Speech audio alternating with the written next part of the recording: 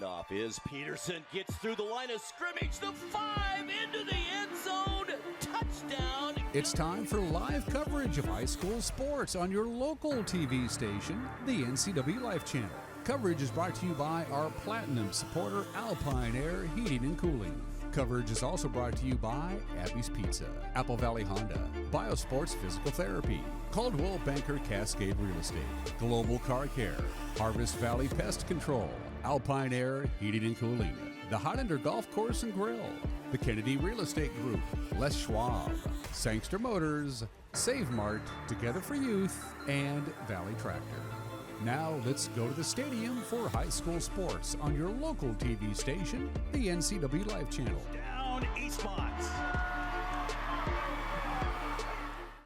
Good evening, football fans, and welcome to Wildcat Stadium. Along with Grant Olson, I'm Eric Granstrom here on the NCWLIFE Channel. Time for Big Nine football once again as the 4-1 Eastmont Wildcats take on the 1-4 Eisenhower Cadets. And Grant, it's been a long time since the Cadets have crossed the end zone or put any points on the board. It really has. A big blowout loss last weekend to Moses Lake, 49-0. And they're two teams going in different directions right now. That's for sure. Eastmont winners of their last 3. So we'll see, but you brought up a good point earlier about could this be a letdown game for Eastmont after the big Bridge of Sportsmanship game last week, and I think that's an excellent point. Yeah, it's homecoming night tonight. It's been homecoming week all week in Eastmont High School, and we know what that is. That's activities, that's everything but football. Yeah. And I talked with Coach Jay Foster. We're going to have that coming up on the pregame show as we continue here on the NCWLIFE Channel, and that's the thing that, you know, all coaches worry about during homecoming. Yeah, you want the kids to enjoy it, but then again, you got a game to play on Friday night. And there are so many distractions, as you will find out in that interview as well. So,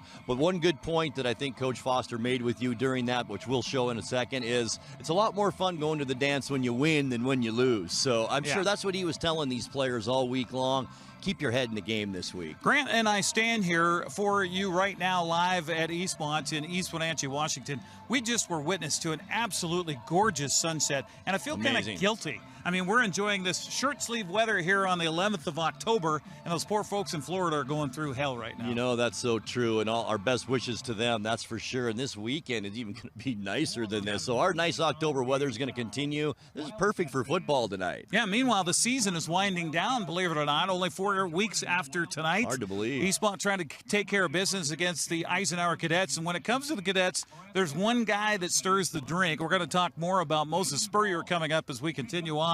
But as he goes, so go the Cadets. Oh, absolutely. He's made up over 800 yards of their, I think, 1,200 total yards this season on the ground and through the air. So you're exactly right. Everything goes through Moses Spurrier. We're going to talk about 2 giant offensive lines as well. Not necessarily as far as their stature, but their size, you know, my kind of guys. We'll talk about that as we continue here on the pregame show. We also, as we mentioned, have Jay Foster. We also will talk to one of the heroes from last week, the young Zelinski brothers. We've got Peyton Zelinski, the signal caller, who's going to join us on the pregame show as well. Talk a little bit about football, talk a little bit about fishing as well. Right here on the NCWLIFE Channel as we continue here for Homecoming 2024. Back with more here from Wildcat Stadium coming up next on the NCWLIFE Channel. To name yourself after the highest peak in North America? Maybe that's audacity. But towering above is exactly what the first ever all-electric GMC Sierra EV Denali Edition 1 is built to do. With 754 horsepower and up to a GM estimated 400 miles of range, it is the Denali of EVs. The Sierra EV Denali. Hi folks, welcome to Save Mart. How can we help you today? We're looking for a recliner. Okay, right this way. Go ahead and move this chair on the other side. You can lift this up to lifetime warranty. Great, I want that one. I like that one. That's a great choice. And I want this one as well. Okay. And I definitely want this one. You'll find it at Save Mart. Full service at a low, low price. And welcome back here on the pregame show on the NCWLIFE Channel. Are you ready for some football? Well, we are. Almost forgot that. That's a first time ever. I know. Ever. One of these times, we're going to get hit from behind while the guys warm up here. Along with Grant Olson, Eric Granstrom on the pregame show, talking about numbers now and talking about this game. They're 1-4. They're desperate for a win. They're coming off a couple of games where they've been shut out in a row in a non-league game a couple of weeks ago, and then, of course, Moses Lake. Moses Lake is showing that they want to win that Big 9 title. I think they've cracked the top 10, haven't they, in 4A? They are the football. number 10 on the RPI. And rightfully so. This team demolished Eisenhower last week, 49-0. Beat Wenatchee by, I think, 3 touchdowns in that game. And it's Eastmont, Moses Lake, but everybody's kind of waiting for. But that's another distraction that maybe Eastmont has tonight as well. Looking forward to that game. Exactly, which is next Friday in Moses Lake. So awfully easy with homecoming, with what happened last week, and celebrating how you feel good about beating your Cross River rival and get ready for that showdown for the Big 9 next week, to overlook the Cadets as they come in here. And let's talk more about Moses Spurrier, quarterback for the Cadets. He's the senior. He's 5'11", 190 pounds. And this guy can, he can find the field. He can find the open field. He can run it. He can throw it. He can make more time and find those receivers downfield. He's a dangerous weapon. He is a definite dual threat, as they say. This kid is an athlete through and through. And if he gets going, the team kind of feels that buzz and that energy off of him. But if he kind of turns that into a negative, the team also feeds off that. We saw that in that Wenatchee game where Ike was pretty competitive in the first half. It was a tied game at halftime, and then they just disappeared in the second half. Things didn't go right in the third quarter. They were hanging their heads a little bit, got some personal foul penalties in that game, and that's kind of how Ike can go. So it's all on Spurrier for well, sure. and emotional part of the game, too. Eastmont has had its issues with penalties. Last week they did pretty good in the Cross River rivalry, and they've been better at limiting those mistakes as far as penalties are concerned. But you can't get involved in extracurricular stuff here with a team that's hungry, a team that's desperate, and get yourself in trouble and have over 100 yards in penalties. The thing is, you can't let them bait you. Right. I mean, they're going to maybe do that to try and do whatever they can to scratch out a win here. You just got to move on and don't be baited by that. Yeah, what's interesting is the matchup up front, and that's what Jay Foster, as we continue with the pregame show, talks about, is the games won or lost up front for both sides. You got an offensive line for Eastmont that averages about 220. You got an offensive line for Eisenhower coming in that averages about 235. Nobody's tall. They're all short. But then again, you look at the guys in the backfield, aside from Moses Spurrier, everybody for Eastmont is short. Everybody for Eisenhower is short. So why not have a short offensive line, too? But I think defense for Eastmont is going to win this game tonight. I think they have been so impressive all year long, and there's not just one guy on that defense. The linebacking crew is one of the best I've seen, and I think that's where this game is going to be decided. Yeah, Schmoltzler had an interception last week. He made some key plays in the game against Wenatchee, and it's been a while. I mean, strangely, Eastmont had 3 pick-sixes in their first game of the season. They've had one since then, and they might be a little hungry for that kind of a thing tonight, too. That's true, and I think one of the budding stars of the Big 9 is the freshman Austin Zelinski for Eastmont. He's one of my favorite players so far that I've watched this year, and this kid is a star in the making. I can't wait to watch him here tonight. Well, and the coaching staff said that he graded out the highest a running back is graded for Eastmont in a number of years, and look at what they're talking about as far as the running backs Gunnar Peterson the last 3 years. Yeah, exactly. Unbelievable. And I think this kid is going to be a star. So you got a freshman in Austin Zelinski, who doesn't even go to the campus here at Eastmont High School, and then his older brother, the sophomore Peyton, whom we're going to talk to on the pregame show as we continue on. I'll tell you what, he hasn't thrown the ball a lot, but they showed last week that they can throw the football. And even a couple of weeks ago when we did the game with Eastmont, every time he threw it, it was a nice ball. It really was. They just don't do it all that much. I think they're still trying to build a little confidence in this passing game, and we might see a little bit more of that tonight if Eastmont does get maybe a touchdown or two ahead. Well, it was between he and Dax Dixon to determine who is going to be the starting quarterback for Eastmont this year. Dax shifted to a slot back, and then a couple of weeks ago they shifted him to tight end. He's a big kid, over 6 feet tall, 190 pounds. He's a good target, but he can also run the football. He's a kind of a Swiss Army knife for Eastmont. And we found out here going into the game tonight that not only does he play rugby, but he plays it at a high level. Yeah, unbelievable. And you know more about that than I do. Thanks to Mom for sending us a little note here. That's amazing. Yeah, he's going to be on the national team playing in Dubai. That is unbelievable. He runs like a rugby player. Hard to bring down. Exactly. There's a lot of similarities there. Yeah, and watch for him maybe kick returns and things like that. Absolutely. Yeah, you've got he who's the punter, right? But he also is the kick returner. He is very unusual. And he could use that rugby skill on the kick and punt returns too. It's going to be a fun game tonight. Eastmont hosting Eisenhower, and an extended halftime. Of course, with the homecoming court being announced tonight, they'll find out, the student body will find out whom will reign over the homecoming dance tomorrow and have that crown basically for the rest of their life, right? And we'll broadcast almost all of that here coming up at halftime. Absolutely. So, It's all coming up straight ahead. Up next, we're going to talk to Jay Foster. We'll talk to Peyton Zelinski as we continue with the pregame show. It's Homecoming 2024, Eisenhower, Eastmont. Coming up next, Big 9 football on the NCWLIFE Channel. You come alive in the dead of winter and start work early on snow days because snowed in is not an option. The Kubota Snow lineup of compact tractors, RTVs, and versatile attachments are built to move, plow, blow, and thrive in the winter. So when the snow falls, you can rise to meet it. Right now, bring home select Kubota equipment for 0 down, 0% APR for 84 months, plus save up to $1,100.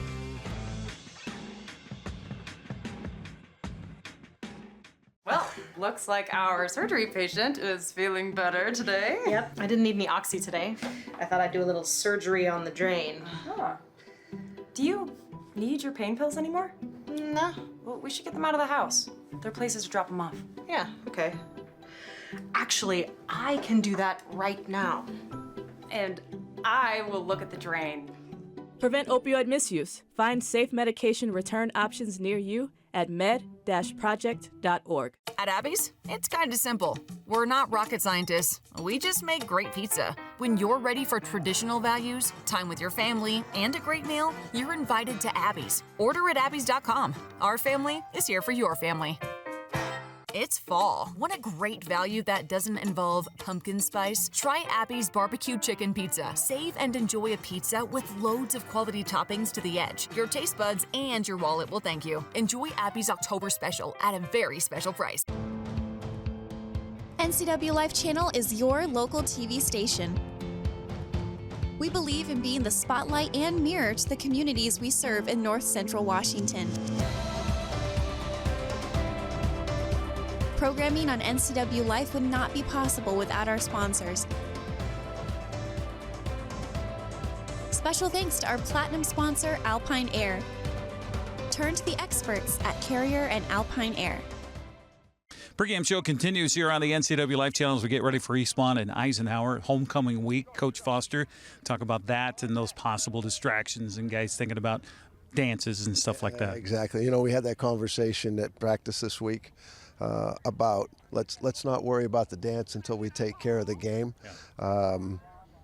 You know, there's all sorts of things going on socially, and the kids are involved, and I get it. You know, it's a fun week, and but we had a football game to play, and we've any given Friday, anything can happen. Well, and that's a fine line for a coach to walk, right? Because you want them to enjoy the experience of everything that has to do with homecoming, but then again, like you say, there's a football game, and that dance is a big bummer if you don't win that game. It is a big bummer if you don't take care of the game. So yeah, so it's just we're in a good spot right now. It was a big win last week, obviously. You know, the crosstown rivals. We've just got to keep that going. You know, the one thing I've always loved about the sport of football is not everybody makes the playoffs. If you don't win your games during the season, you can't be a 500 team and get in. So, you know, we've talked about our goal is to win a conference and set ourselves up for the playoffs. And this is just another game along the way, and we just have to take care of business. 42 points last week, Coach. Are you an offensive juggernaut now? Until we start doing that on a consistent basis, I'm just going to say, you know, hey, it was awesome to see. Trust me, I'd take that in a blink. But well, that was a tight game, and your defense helped you out a lot in that second half. Yeah, absolutely. The second half, we changed, and you know, I don't know what it is about these guys, but we've done that all year in the second half. Regardless of what the score has been, we've played well down the stretch, and the kids haven't panicked. The coaches haven't panicked, and we've done a great job doing that. So I'll take it. Again, you know, I just want to see it on a more consistent basis. We had a breakdown on kickoff last week, and I don't like seeing those. And we still have yet to put all three phases together. The difference in winning this game, I think we have to control the ball on offense. We have to contain their quarterback. That's still the nature of the beast. I mean, we always on defense, we always try to find out what makes them click, who's their guy. You know, and you got to take away what they like to do and force them into something they don't like to do. And on offense, it's the other way around. You have to impose your will and be able to do what we do. I mean, we threw the ball a handful of times last week, and they hurt, which is good, for us. That's the way it has to be in our offense. But the bottom line is if we don't run the ball for 300 yards and we don't protect it, we're in trouble. And so as long as we control the line of scrimmage, I think on both sides of the ball, we'll be fine. This team coming in, they got a talented quarterback, but, we saw him against Wenatchee earlier this season. If his dauber gets down, the whole team kind of seems to sync with him. He's exciting. He really is exciting. I mean, he can go. He's surprisingly strong. He's got good quickness. He can throw the football. Right now it seems like they're struggling a little bit to protect him, which I hope that stays true to form. But yeah, everything revolves around him, and we've just got to make sure we keep him contained. Definitely. Well, take care of business tonight, and keep everybody healthy, most importantly. Absolutely, thanks. All right, they want to have a good dance tomorrow, and not, the alternative. We won't even talk about that. We'll come back and talk to, who are we talking to, Peyton? Peyton okay, Zelinski. Peyton Zelinski. We're one of the heroes from last weekend. We'll do that coming up next year as the pregame show continues on the NCWLIFE Channel. A ductless unit from Carrier can keep anyone comfortable. Take Shelly, for instance. She finds me time in her new attic-turned-home gym. And with her Carrier ductless unit, the temperature is always perfect. No matter how intense her workout gets. Carrier. Total comfort, totally happy. Turn to the experts, Carrier and Alpine Air. Heat and air, call Alpine Air. Highlander Golf Course and Grill, located in East Wenatchee, offers terrific views and challenging play for golfers at every skill level. From the golf course to the grill, you don't need to be a member to dine in style and play golf too. Highlander's well-groomed fairways and greens keep it difficult, yet friendly for your regular rounds of golf or a new destination for you and your out-of-town friends. Contact the Highlander Pro Shop today to schedule your tee time, outing, or tournament. Open 7 days a week, where everyone is welcome to play and eat. Pregame show continues here on the NCWLIFE channels. We're talking to the QB1, Peyton Zelinski, a sophomore. So when did you know that you're going to be the guy? So me and Dax battled through summer, through camp, and then it was like early July, mid-July when I found out I was going to be the quarterback. What did that mean to you? It meant a lot. I mean, playing corner last year and transitioning to offense. I mean, I played QB growing up, 7th and 8th grade, so going back to that was kind of fun. How fun was that to connect with your brother and have the success you guys, especially in that rivalry game last Saturday? Oh, it's a dream. I remember thinking about it in the classroom in 5th grade. I was like, can't wait to do that with Austin. First year ever playing with him. It's been so much fun. How weird is that? We talked about it a little bit, but for a 9th grader that's not on campus to come over here, I guess it helps to have you, brother, to help you in, right? Yeah, it's definitely different. I mean, having to walk down after school to practice every day. Well, yeah, you were there last year. So defense, offense, I mean, now you're the quarterback, so you're involved in every play offensively.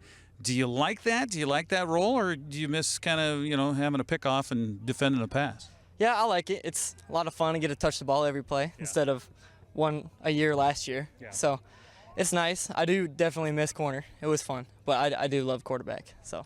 How is it with your relationship with Dax? You beat him out, but he's still obviously a key role for your offense. Oh, yeah. Yeah, he and I we've known each other for quite a while, couple years. So it was good. I think he's a great tight end. I mean, he transitioned from wing earlier this year to tight end. He's a great blocker, got great hands too. Always trust him. When you look at this game against Ike tonight, I mean, it's homecoming, so that's pressure right there. There's a lot of other stuff going on. You got a dance coming up and all that kind of stuff. But talk about the X's and O's and what you guys want to accomplish here in this game. So we just want to control the line of scrimmage, limit mistakes. I think that's a big thing for us, make them commit mistakes. So just win it up front. I think that's a big thing for us. What do you like to do when you have any spare time? Do you have any free time? Not really. I mean, I watch film. So it's not free time, Peyton.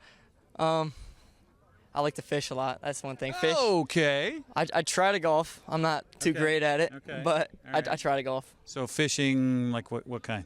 We go, me and my dad. My dad's a part-time guide here in town, so we go Chinook fishing down on the river. go up to banks, go walleye fishing, all that stuff. All yeah. right. Very nice. You can't beat a little salmon on the grill or a little walleye. So after high school, I mean, you got a lot of time between your sophomore year and when you get there. What do you want to do? Well, then Be a fishing guide? That'd be nice. I would love to play football in college and maybe next level. But if that doesn't work out, fishing guide or fishing biologist would be pretty fun. Yeah, well, you can make money as a fishing biologist and then go have fun as a fishing guide. Oh, yeah, totally. That's what my dad does. So. Okay, all right. I asked you about your free time, but, you know, just school. You know, are you good in school? Do you like school? Are there subjects that, you know, you're good at? Yeah, I'd say probably my best subject is ELA. I mean, my mom's an English teacher, so that always helps. Okay, all Coming home, get help from her. All right, well, that helps a lot, right? Right. So what's the biggest advice you could give to your brother, and what's the best advice your brother's given you? Advice I'd give him is stay working, keep doing what he's doing. I mean, he's gotten better every week. Just last week, got the highest running back grade in recent history. That's awesome. So some advice he gives me, I don't know, he kind of comforts me when I get a little overwhelmed. Sure. So he just told me to calm down. That's nice. Well, sometimes to have that familiar face in the huddle, I mean, a guy you grew up with on a intense game on a Friday night or a Saturday night, that's got to feel pretty good. Oh, yeah. It's definitely a dream playing with them. So. Well, best of luck here tonight. Stay healthy. Thank you. All right, there you go. Peyton Zelinski joining us here on the pregame show. We'll come back, get you the starting lineups, and get you ready for Homecoming 2024 next here on the NCWLIFE Channel. Apple Valley Honda is bringing the future of driving to you. Introducing the all-new, all-electric Honda Prologue EV. Say goodbye to gas stations and hello to a whisper-quiet ride and zero emissions. The wait is over. Finally, a local option for a quality EV from a brand with a track record of exceptional quality and reliability. Experience the Honda Prologue EV for yourself at family-owned Apple Valley Honda. Stay close to home and visit us at Apple Valley Honda today for the life you live. Are you dealing with a pest or weed issue and you just don't know what to do? We use the best pest control methods approved for areas with kids and pets. Whether it's rats, mice, ants, or spiders, or something else altogether. We provide the coaching and solutions you're looking for. And you can know that your dollars are supporting a local, family-owned and operated business. Allow us to help you get back to living healthy and pest-free. Harvest Valley Pest Control. And welcome back once again here to Eastmont High School in the middle of a little something being presented by one of the football players here for the Eastmont Wildcats, Evan Mathena. Respect for the game, each other, and yourself. Thank you for being a good model for good sportsmanship. Let's have a good night and enjoy the game. Go Cats! All right, little something about sportsmanship here before today's matchup, or tonight's matchup between the Eastmont Wildcats and the Eisenhower Cadets. And now, time for a very special rendition of the national anthem. I was here earlier, heard these folks practicing, and we wanted to be here for this, for sure. Here's tonight's national anthem.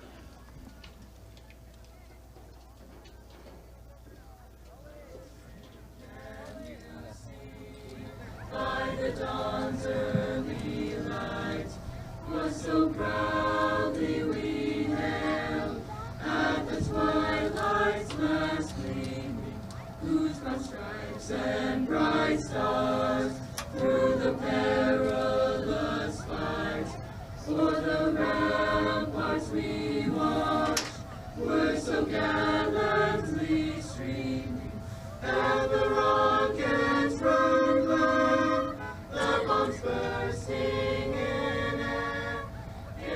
Prove through the night that our flag was still there.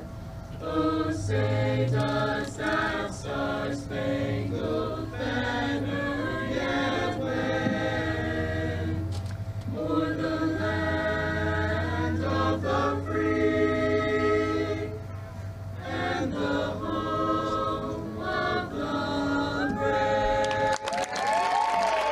Wonderful job by the choir and the signers as well, American Sign Language crew out there on our national anthem here tonight as we get ready for Homecoming 2024 along with Grant Olson. I'm Eric Granstrom here on the NCWLIFE Channel. Let's take a look at the starting lineups for both ball clubs. First of all, for the visitors, the Eisenhower Cadets. Their head coach is Gary Jimenez. He's assisted by Adam Wright, Kyle Lundgren, Jason Chase, Isaac Cunningham, Sam Thorn-Hing, Jonathan Herrera, Ryan Pastor, Jared Doby, Christian McDonald, Roger Guzman, Ezel Manguia, and Luis Aparicio. Starters on offense, we talked about Moses Spurrier. He's the quarterback, 5'11" and 190 pounds. The running back is Marcus Cunningham, 5'8", 190. The wide receivers, they'll run 3 sets and maybe even 4 at times. Finn Hopkins, one of the receivers, a 5'10", 170-pounder. Damian Gutierrez, a 5'9", 160-pounder. And Spencer Johnson, a 6'3", 175-pounder. Good target, but has very few catches on the season. The tight end is Caden Sun, a 6'2", 215-pounder. Meanwhile, on the offensive line, we're talking about their size. 6'2", 230 for Victor Mejia.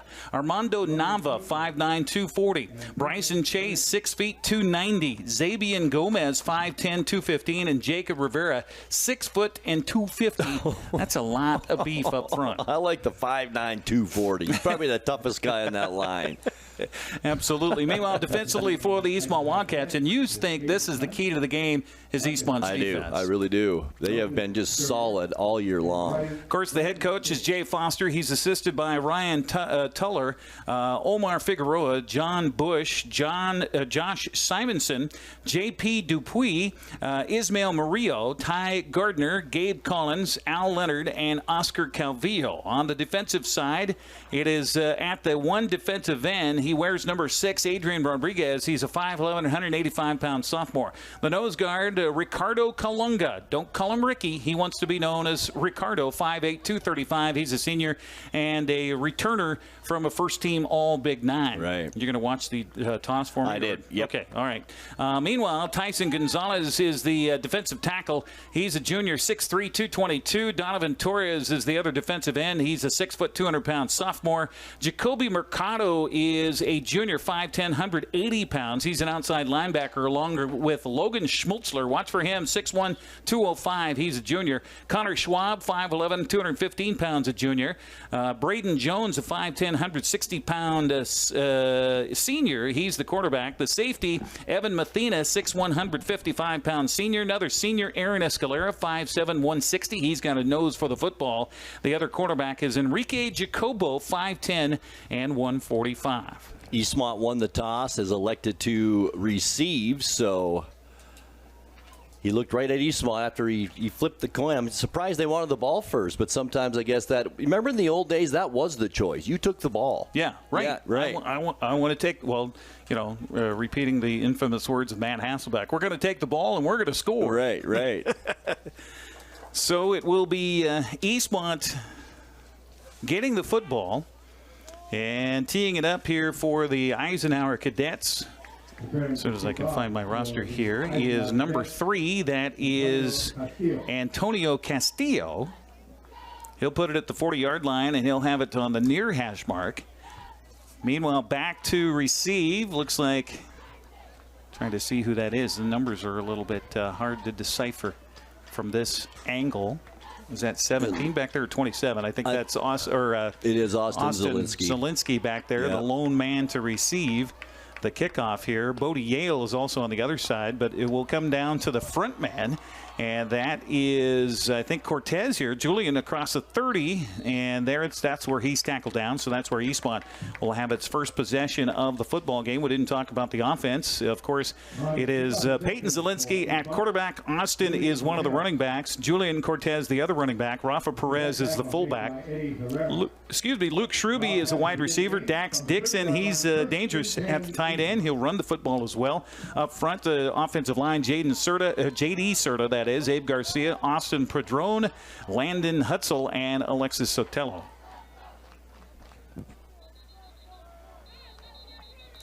And we've got a little whistle to start things and flag coming down, and that's one thing that Eastmont didn't want right out of the gate. Yeah, false start right off the bat.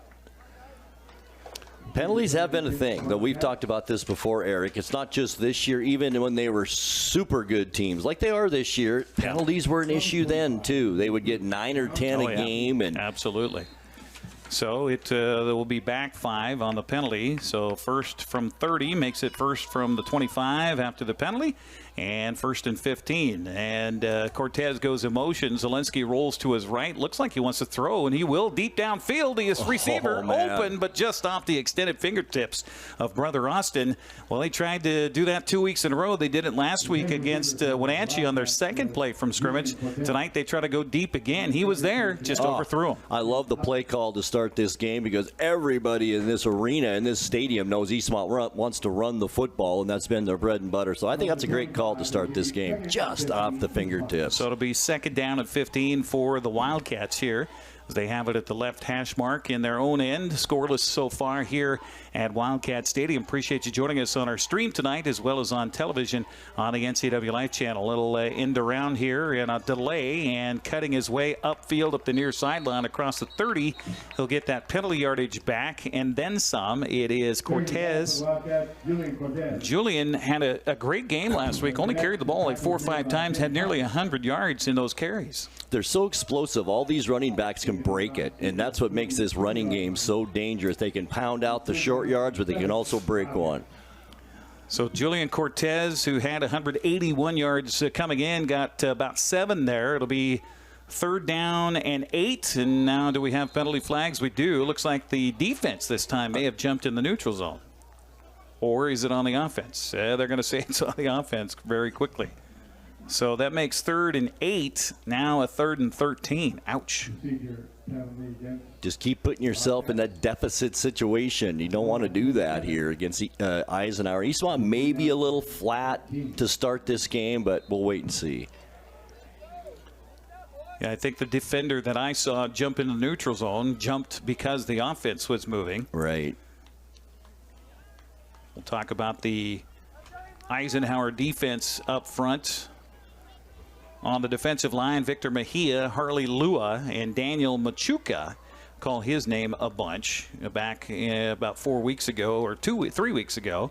Here's a little misdirection. Austin Zelinski has room to the 40, to the 45, and he is going to be gone. Austin Zelinski will take it for the touchdown here for the Eastmont Wildcats from 73 yards. Holy man. We mentioned it in the pregame. This is a budding star in the Big 9, and he's made it known here early in this game. What a run and what speed.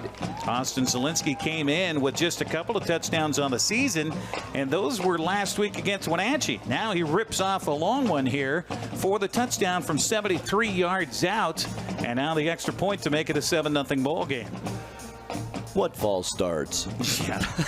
Jose Valencia. That just gives me more and more room to run, right, Grant?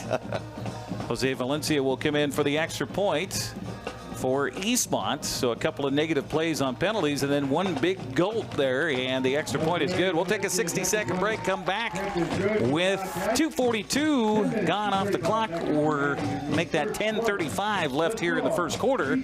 It's Eastmont 7 and Eisenhower nothing. We're back next on the NCWLIFE Channel.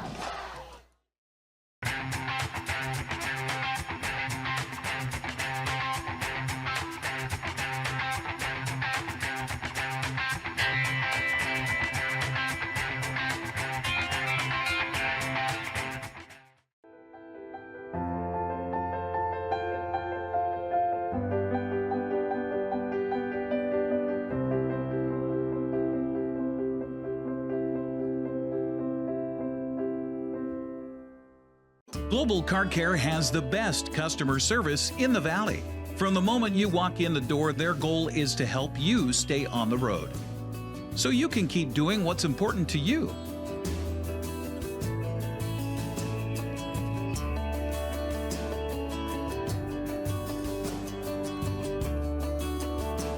Global Car Care certified ASE mechanics stand behind your automotive repairs.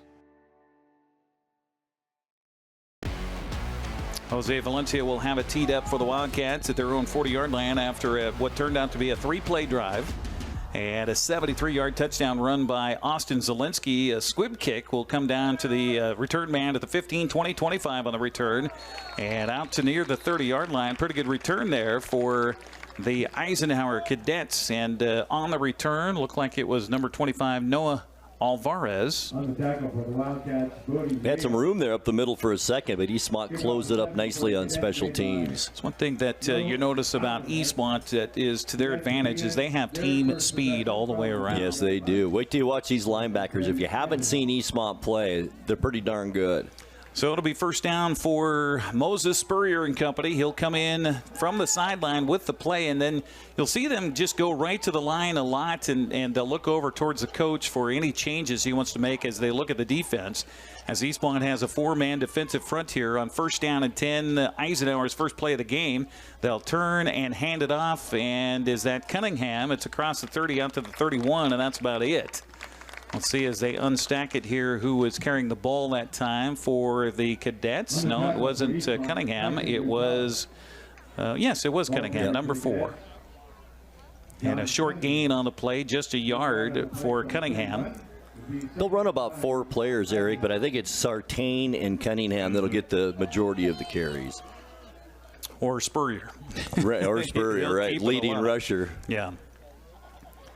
And that's something that Eastmont needs to be watching is the offensive line shift, kind of like the old Dallas Cowboys. And here's a little pull and hand it off play to the right side, and Eastmont right there up front defensively. They had 2 big fellas up front that had pulled around the corner, but they were not able to get the blocks. In fact, just a yard gain out to the 32, going to bring up third down and long. 32-yard line. It'll be third down and 8. The offensive line's kind of been the question mark for this team. Can they protect Spurrier? Can they run block? Well, 2 carries, 2 yards so far for Ike. And that was Castillo that got the handoff as the slot back to the left, coming back right. And now they'll snap it back to Spurrier, throw out the flat, and that ball is caught. And that's a big fella and a big load, and he's going to try to get a first down. Eddie Herrera on the reception out there. He's 5'10" and 210 pounds, and he's a load to try to bring down. It's going to be about a yard short, maybe a couple of yards short of the first down. Let's see. It looks like Eisenhower, desperation at 1 and 4 on the road here tonight. They're going to go for it, or maybe not. Nope. Last second change here. Fourth down and 1 from the 39. For Eastmont, got to watch for a fake here. As Dax Dixon will go back to return this punt. He's standing at his own 30-yard line. And it looks like that big fella who was just on the receiving end, Herrera, will be the punter here. Look for the pass from center. Good pass. And the punt away. Boy, that was close to getting blocked. Dixon called for a fair catch inside his 30, and that will be Eastmont football at their own 26-yard line. Eastmont fair catch. Reception made by Dax. I think that was the right call by Coach Jimenez. You go for it there on your own 39 or 40-yard line. You give Eastmont the ball right there. If you don't get it, you're only down by a touchdown, so there's no need to panic and do something that's out of the ordinary for you. So Eastmont has the ball at their own 26-yard line, leading at 7-0 here on the NCWLIFE Channel. The punt, by the way, was 35 yards and no return for the Wildcats. So Eastmont football, second possession of the game. 1 big run, and that's about it on that first possession. But if you get a guy that runs 73 yards, you don't need much more than that. Peyton Zelinski in the shotgun here. Looks like he's got Rafa Perez in the backfield. He'll hand it on a dive play to him and maybe got back to the line of scrimmage, and that's about it. Good penetration by the defense up front, and we're going to be calling this guy's name a lot tonight. Eddie Herrera again in there defensively. They got a ton of guys that play both ways, Grant. Yeah, they really do. Boy, that wears on you towards the end of a night. And I think that's really kind of the battle of attrition is what took place in the second half of that game against Wenatchee 3 weeks ago. It did. Teams go into the locker room tied, and then it was all Wenatchee in the second half of that one as the Panthers got their first win for Taylor Mitchell, and that was their only win of the season so far. So second down, they'll give them a gain of a yard. Motion man is Julian Cortez, and more flags coming down. We're going to get more motion against the offense. Third time this quarter. That's kind of unusual. That's the third penalty already, and 15 yards against the Eastmont. Well, one of our keys to the game we talked about beforehand is the mental aptitude after a long week of homecoming, thinking about a dance tomorrow night. Homecoming court going to be announced at halftime here. And absolutely. Moses Lake next week. How focused are you? Right. So they're going to hand it off to Perez again, and he's not going to get much, maybe even barely got back to the line of scrimmage, as Eisenhower again gets leakage in the backfield. And getting his hands on him first was Antonio Castillo. And it's going to be no gain on the play, and will be third down coming up from the 22. Well, last time they faced a third and long from their own 27. Austin Zelinski just raced one for 73 yards. 3rd and 13 then, I think. Let's see what happens here on a third down. About 14 yards to go for Eastmont. Zelinski sends a man in motion. That's Bodie Yale. He'll throw out to Yale in the flat. Yale collects it on the far sideline, and I thought I saw a flag down for a minute. He's not going to have enough for the first down as he's knocked out of bounds across the 30. Decent gain on the play, but they're going to be short of the first down. 9 yards on that pass play, just a little check down, and you got a speedy guy like Yale. I love to get him the ball quickly out of the backfield. He's a dangerous player out there, very athletic. He can run the ball too if they need him to do that, so we might see him a little bit more here. It is Caden Sund who will step back inside his own 40 to return the punt here for Eisenhower. Meanwhile, Dax Dixon, who he said oddly is the return man on punts, and he's also the punter, and he'll go sideways and give that rugby kick and then take an Eastmont roll. How about this? Wow. Inside the 20, going to be downed at the 20-yard line. How about that? Wow. Dax Dixon's punt is down at the 25-yard line for the Cadets. About a 54-yarder right there, Eric. They'll put it down at the 20. Yeah, so that's 30 yards. So that's 49 yards. Yeah. They'll take that every time. Absolutely. 7:17 remaining here in a kind of sleepy first quarter, if you will, Grant. Yeah, it is, I guess. Ike hasn't done a whole lot, only 3 offensive plays and 3 and out, so we'll see if they can maybe put something together here on their second possession. Got to think with that big offensive line, they could just do some, 3 yards in a cloud of dust right up the middle. But when your quarterback's in the shotgun, hard to do 3 yards in a cloud of dust. Man in motion, they're going to hand it to the motion man running from left to right, trying to make it around the corner. We got a flag down, and Eastmont is rising to the occasion again as they come up and make the stop. And a guy who has done a great job this season, Evan Mathena, one of those to get there for the Cats. So many people that stand out on that defense. They're all quick and lots of strength up front. Finn Hopkins was the ball carrier on that end around, if you will. It's all for naught as there's going to be a hold on the play as they'll go from the spot, and that'll take it back to the 10-yard line. So a 10-yard penalty there. First penalty of the ball game here against the Cadets. Takes the ball to the 10-yard line. So it'll be first down over again from the 10.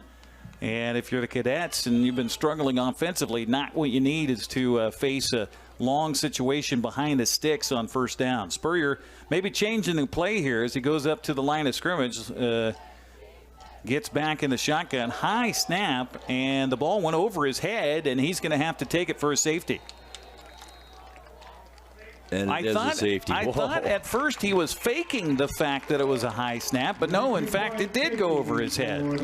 It's interesting how you really didn't put a big effort into trying recovering that in the end zone either. You thought it was going to roll out of bounds, I think, and it just kind of stayed in. So that will go down as minus 10 yards against Spurrier, as he'll cover it in the end zone, and then Eastmont just tags him down. Of course, he's down on a knee anyway in the end zone. So 2 points for Eastmont, and now a punting situation on a free kick from the 30-yard line. Our broadcast tonight brought to you in part by our Platinum supporter, Alpine Air Heating and Cooling in Wenatchee. Turn to the experts at Carrier and Alpine Air. Give them a call today at 509-662-6842. They're on the web at alpineair.net. Also by Abby's Pizza. For more than 50 years, Abby's has proudly served the Northwest with toppings to the edge, 100% real cheese and freshly rolled dough. Order online at abbeys.com. Of course, my buddy Grant Olson here is a Dodger fan, so he keeps checking his phone here. It's got to be late in that one, isn't it? It is the top of the 8th right now, and the Dodgers are leading 2-0. Oh, boy. And I just got a text from former Eastmont coach and Wenatchee coach Ron Stone. It says I can't watch because he's a huge Dodger fan also. All right, so the free kick here, you have your choice of whether you want to place it or punt it, and it looks like they're going to place it. That's the option for the kicking team here. So Antonio Castillo will tee it up at the 20. So Eastmont should get great field position here. It was a short kick to the up man last time. Let's see what Castillo does here. High end over end, going to come down to the up man again. That's Cortez across midfield. Oh boy, he's got an opening. He cuts back across and then is wrapped up and dropped into Sunnyside Eisenhower territory. I did it myself, didn't I? At the 43-yard line. And that's safety reception for the Wildcats. Eastmont gets it with 6:34 to go here in the first quarter, as they lead it by a score of 9-0. Broadcast on the NCWLIFE Channel, brought to you by Apple Valley Honda. You can test drive a new Honda today in East Wenatchee. Apple Valley Honda committed to preserving the environment, not only with fuel-efficient vehicles, but also the other eco-friendly actions and alternatives. So here we go, Austin and Peyton Zelinski. Austin goes in motion. They'll hand it to him.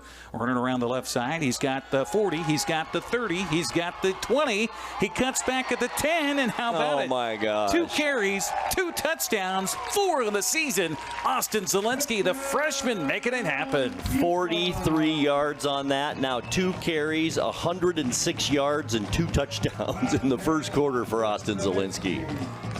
Well, we talked about the diminutive Zelinski brothers, as Austin is only 5'8", Peyton's 5'6", and they just hide behind that line, and then before you know it, if you're the defensive backfield, suddenly, oh wait, here comes number 27, oh, he's by me. Well, and you know, he's a freshman. What makes him special to me is his vision. Once he has the ball in his hands, he keeps that focus downfield, and he's amazing. Absolutely. So the Wildcats in charge here in the first quarter, as they've scored on 2 of their 3 possessions. They get a safety. Now they add a big touchdown run by Austin Zelinski.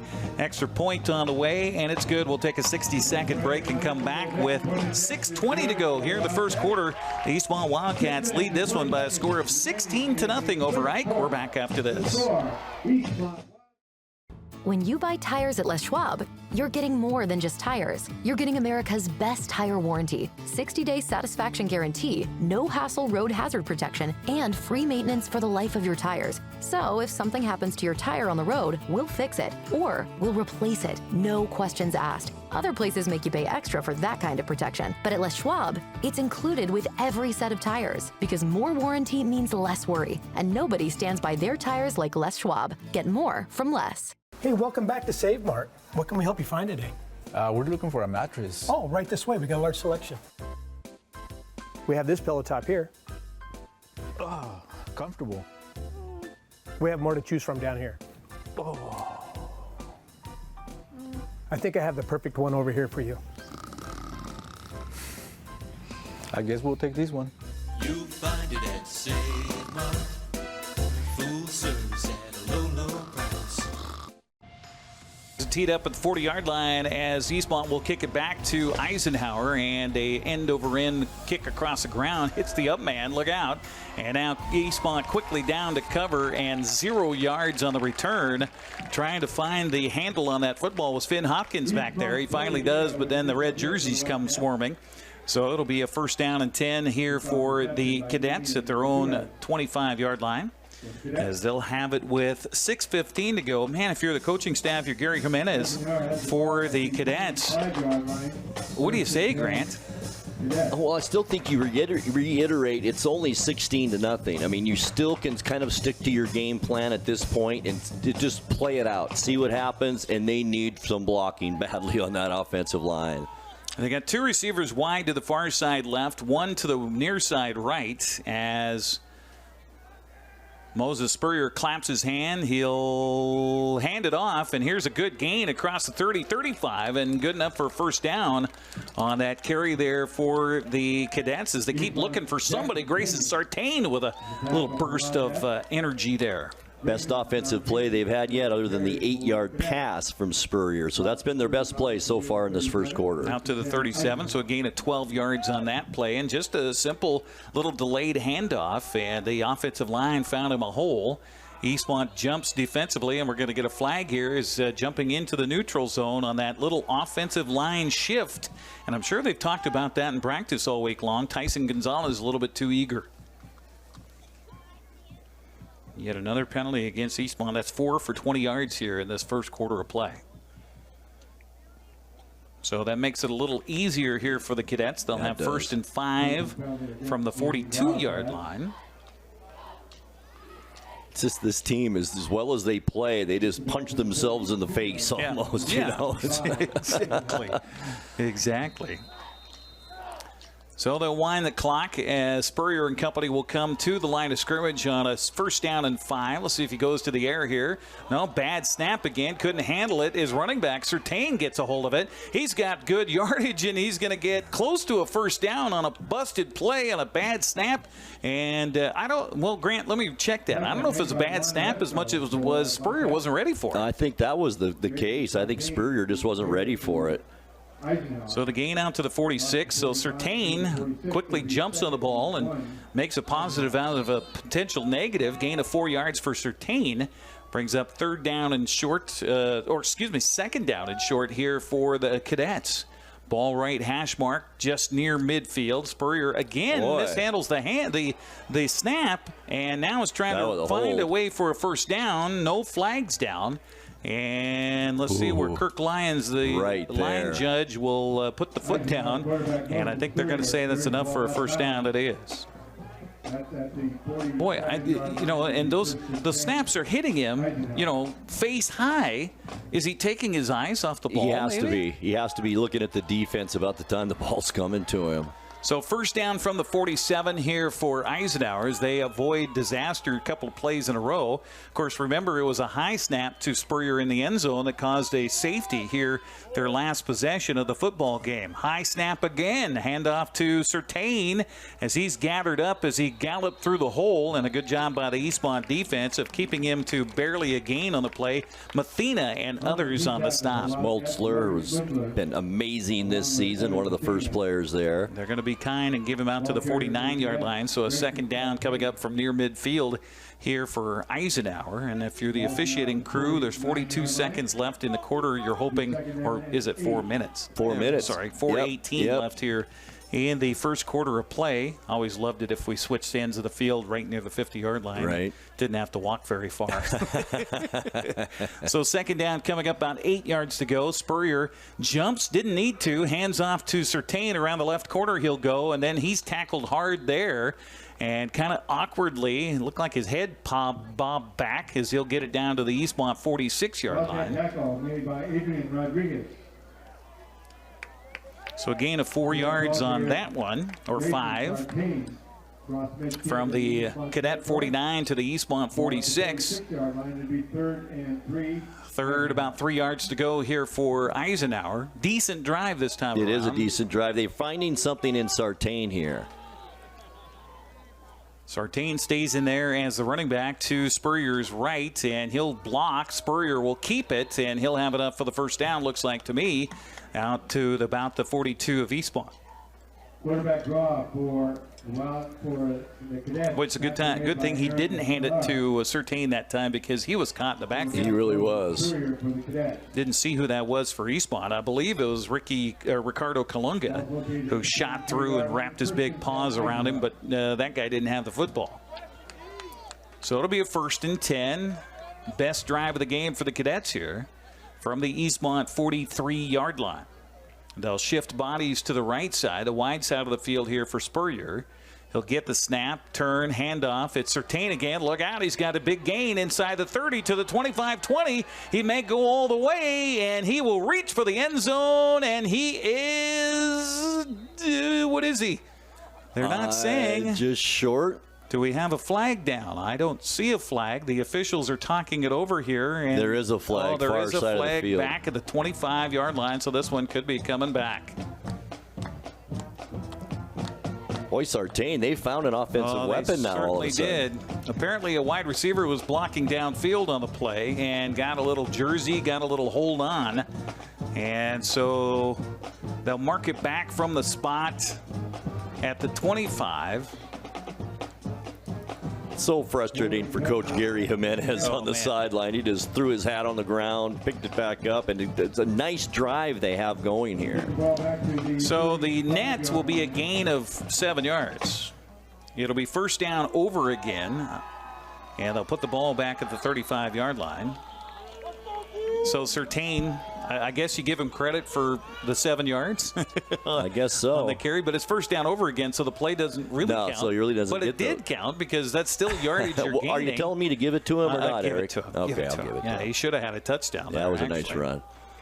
So Spurrier again in the backfield. We'll keep watching this snap situation. He does jump for it, hands it to Surtain again, and boy, they are finding some room around that left side, the right defensive front, getting some good blocking on the offensive line over there, Grant, as he'll have a first down and more all the way down to the Eastmont 27-yard line. Boy, the left side of that line is doing a job, that's for sure, and that's a really strong part of Eastmont's defense with Smoltzler usually over on that side too, so a nice drive by the Cadets just when they needed it. Have them 7 yards on that gain for Surtain, and if it's working well, then why would you change it? As they do that little hopscotch up front of the offensive line, they'll get the sign from the sidelines, and now the snap back to Spurrier. He'll fake the handoff. Now he's got trouble, and he's going to be dropped for a loss on the play all the way back to the 40-yard line. I think he wanted to hand that off, but again, a little problem with the exchange there, Grant. And boy, the offensive line did not do a very good job that time. Lots of Eastmont defenders, penetration immediately, and that kind of threw things off too. Was that an attempt at a middle screen, possibly? I think maybe. Because of the problems hanging onto the football, he had to bail out of it? I think maybe, yeah. Loss of 12 yards on the play all the way back to the 40-yard line. So a couple of big losses for Spurrier. So he's negative, and then got to remember last week it was a frustrating week for him against Moses Lake. He had 6 total yards passing in the game last week. That's just amazing for a thrower like him, too. So second down from the 42nd and forever here. And Spurrier will fake the handoff, get pressure in the backfield, right there. dance around one guy, and then there comes your flag. Boy. So this is going to come back, and they're going to mark back the Cadets again. It's, well, you like to say Cadets go a-marching. They're marching backwards right now. Daniel Machuca, the hold on that left side of the line. So these hurt. We talked about Eastmont being penalized four times. That's only for 20 yards. The 3 penalties now for Eisenhower have been for 30 yards here in the game. But this one be declined, apparently. Yeah, they declined it. Okay. So they'll take the result of the play, so it'll be 3rd down. As they'll say the ball is at the 38-yard line.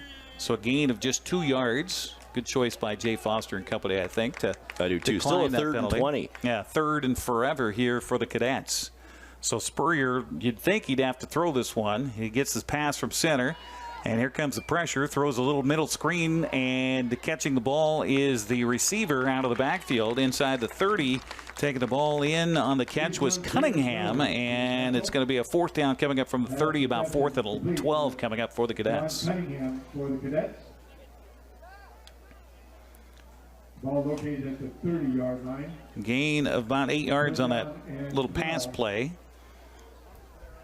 And against a team that's aggressive up front, Grant, I like that play call of just dumping it off to a receiver, get the defensive line to come chase it after you. Absolutely. The penetration's there. Yeah. I like it. You got 3 guys blocking, basically 2 linebackers. There's a huge play for Eisenhower right here. Going forward on 4th and 12, trailing it in the ball game, 16-0. Spurrier throws over the middle. The ball, should have been hot and then dropped at the 15-yard line. Finn Hopkins had a golden opportunity for a first down. He drops the football. Geez, I think Eric first down and more. I mean, that was an open middle of the field. He might have just waltzed right into the end zone for Ike.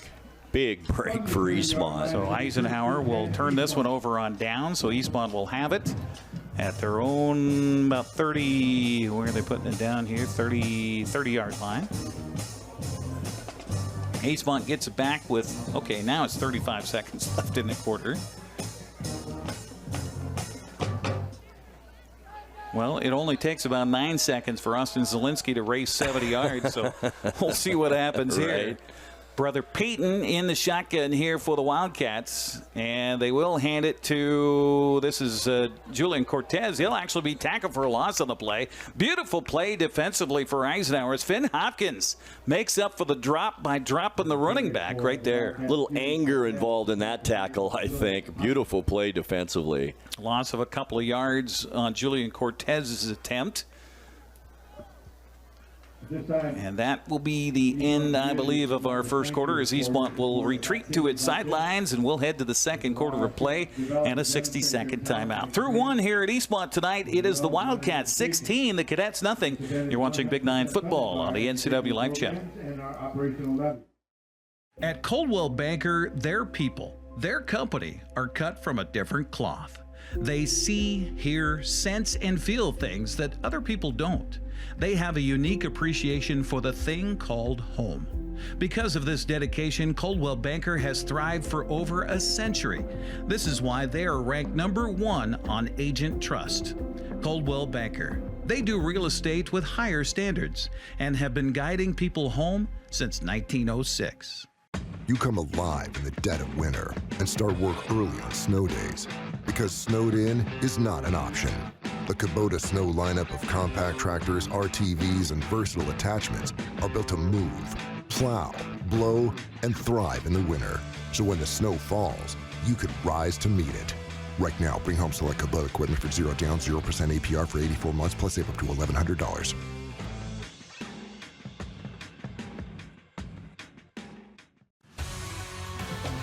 Eastmont celebrating homecoming, leading the Cadets of Eisenhower 16-0 as we head to the second quarter.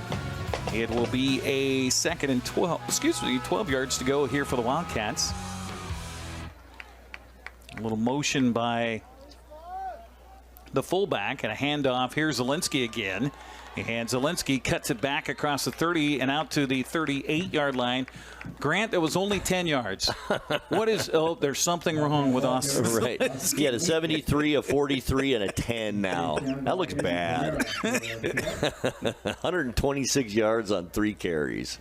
I'm kidding, folks. I'm totally kidding. Out to the 38-yard line. Makes it a much more manageable 3rd down here for the Wildcats. 3rd down and 2. They'll split a wide receiver wide to the far side left. They'd hardly ever throw it, does Eastmont. And they'll send Austin in motion, and Eisenhower's going to give him a free 1st down. I think so.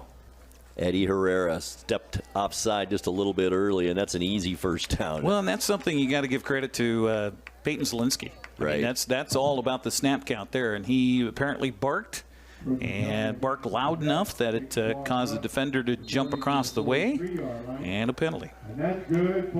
So 3 penalties and 25 yards now for Eisenhower as Eastmont gets a new set of downs here. 1st down and 10 from their own 43-yard line. Ball right hash mark.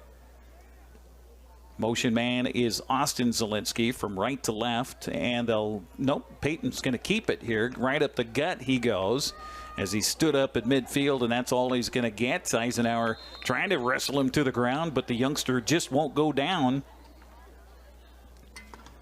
And a gain of 7 yards for Peyton Zelinski.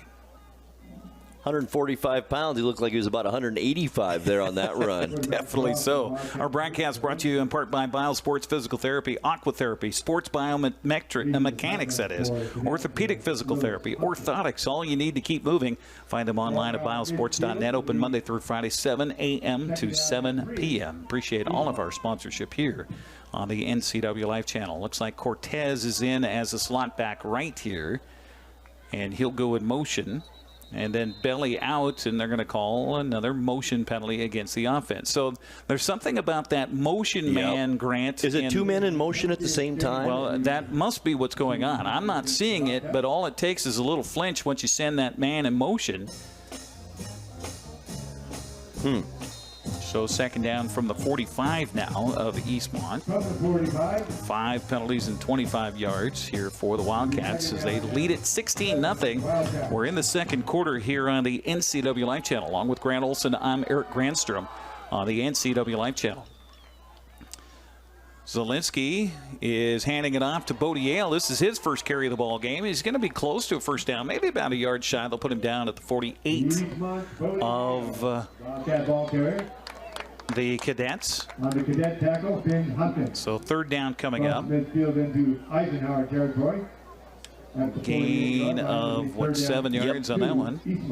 I like the way he runs. I would give him the ball more often. Oh, man, and he's a tough runner. He's so speedy. He is. And like you said, with that background in rugby, he is tough to bring down. He is. So 3rd down and 1 for the Wildcats. Let's see if they go with a tush-push kind of a situation here. Zelinski about 3 yards deep in the backfield. Austin goes in motion. They turn, hand it off to Rafa Perez, and he's going to have the first down on a dive play to the right, down to the Cadet 42-yard line. Excellent blocking on that right side. Plus, you load it up with the freshman Austin Zelinski out of the backfield and blows open that nice hole. Oh, excuse me, it was Britton on the carry. So they brought Britton in last week, and it was the first time I got a chance to see this youngster run here for Eastmont, and he was able to get good yardage there. So Britton with the carry, and looks like he stays in as the fullback here in this set.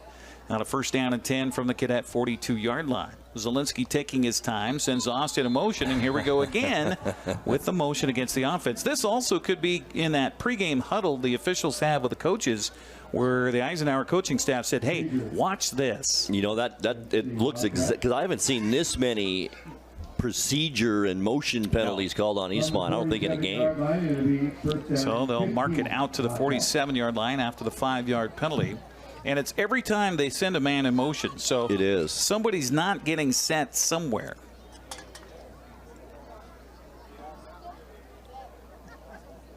So 30 yards and penalties on 6 flags here accepted by Eisenhower against Eastmont.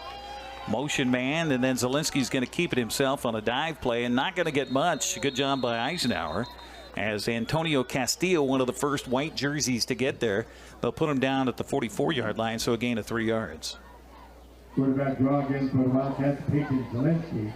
Gosh, I'd like to see Eastmont just run like a quick slant right now. Take Ike out by surprise, and it's not a hard pass to complete. Right.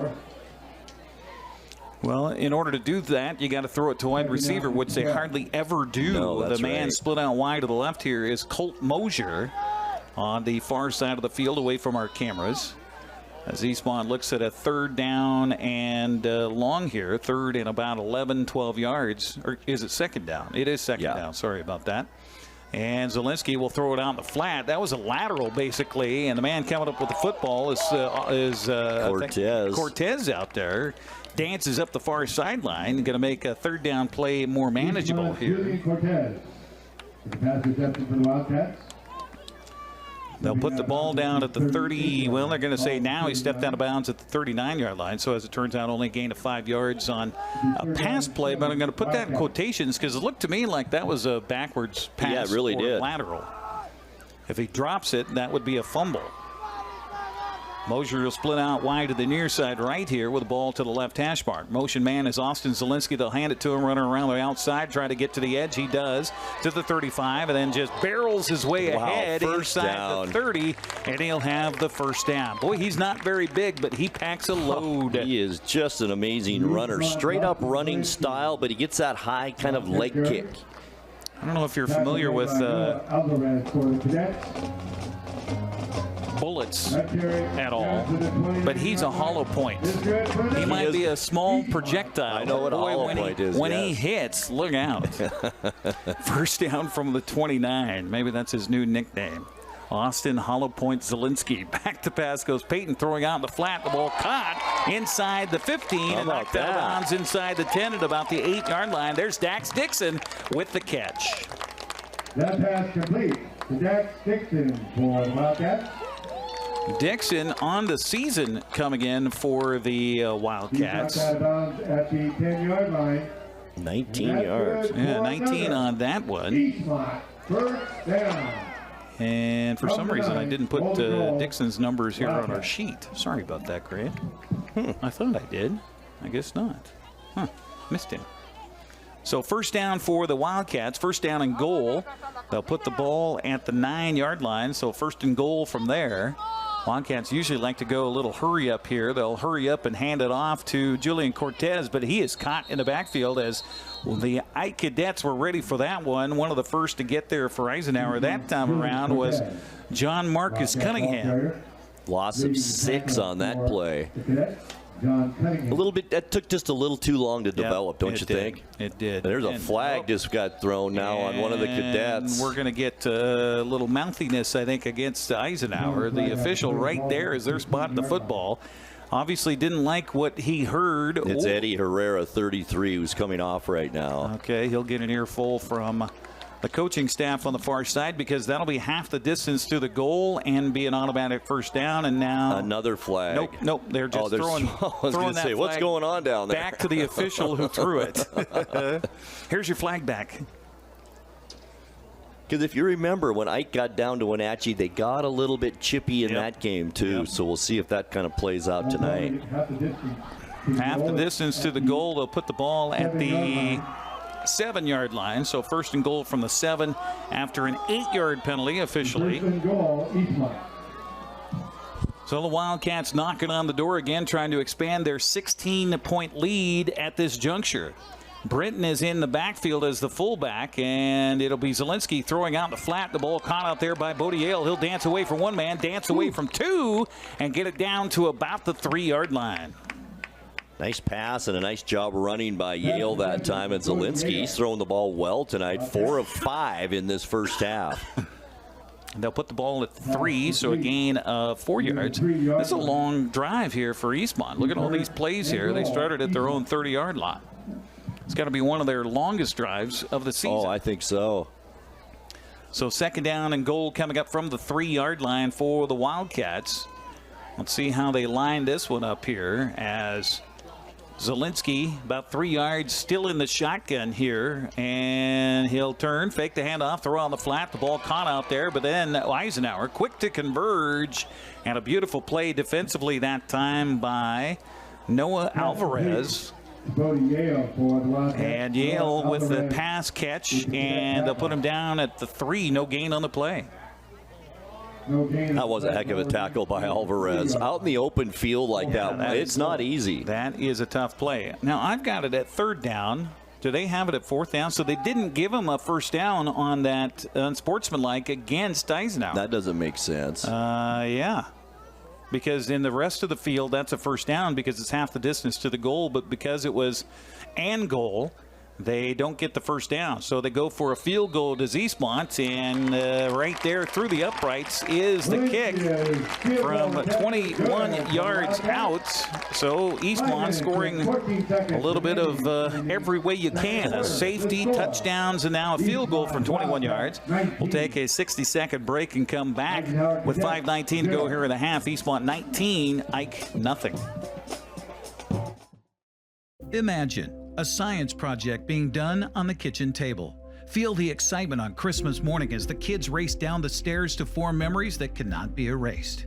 Listen for the laughter coming from the next room. Put your family in a new home to make these visions become reality with Coldwell Banker Cascade. Use the Move meter entering 2 cities and see how a potential move scores based on the cost of living and other factors. Make your dream place a reality with Coldwell Banker Cascade today. There's no place like home, because home is where we're totally comfortable. It's where we can be ourselves and let our guards down. It's where we make memories, and we're always imagining new ways to keep it totally comfortable. Carrier, total comfort, totally happy. Turn to the experts, Carrier and Alpine Air. Heat and air, call Alpine Air. Well, the Wildcats settled for a field goal and now lead it by a score of 19-0 over visiting Eisenhower. As Escalera has it teed up at the 40-yard line. He's the guy who just connected on that 21-yard field goal, and it will come to the up man here at the 30. Gets away from one would-be tackler and then a host of who are they? The Wildcats. Collect him at the 30 out to the 31. Grant, would you like to make the announcement? Yes, I would. My Dodgers are advancing to the National League Championship Series as they have defeated the Padres by a final of 2-0 tonight. Game 5. What a game! What a game! What a game! game, and that's, it's probably better you're here doing football. That would have been stressful for you to hang on for those final 3 innings. Sometimes I don't watch on purpose because I think they do better if I don't watch. You ever did that way? Oh, absolutely. Yeah, it's crazy. I turned the volume off on the Seahawks game last night, and they started playing better. Right. Yeah, as long as I don't have to hear Al Michaels talk about how bad they are, maybe they'll play better. So it'll be first down from the 31 here for Eisenhower, as they trail it now 19-0. Kind of an awkward score here at Wildcat Stadium tonight. 4-man defensive front for the Wildcats. Spurrier, hold on. Doesn't look like Spurrier. Oh, no, maybe it's not. It was too much time on the snap. No, that's Spurrier. Oh, it number is. 10. It looks smaller than normal. Okay. Well, let's see who's his running back. They do have a backup running back who is huge, by the way. Oh, their backup quarterback I noticed was like 260 or something like that. Seems like Hawk or something yeah, like right.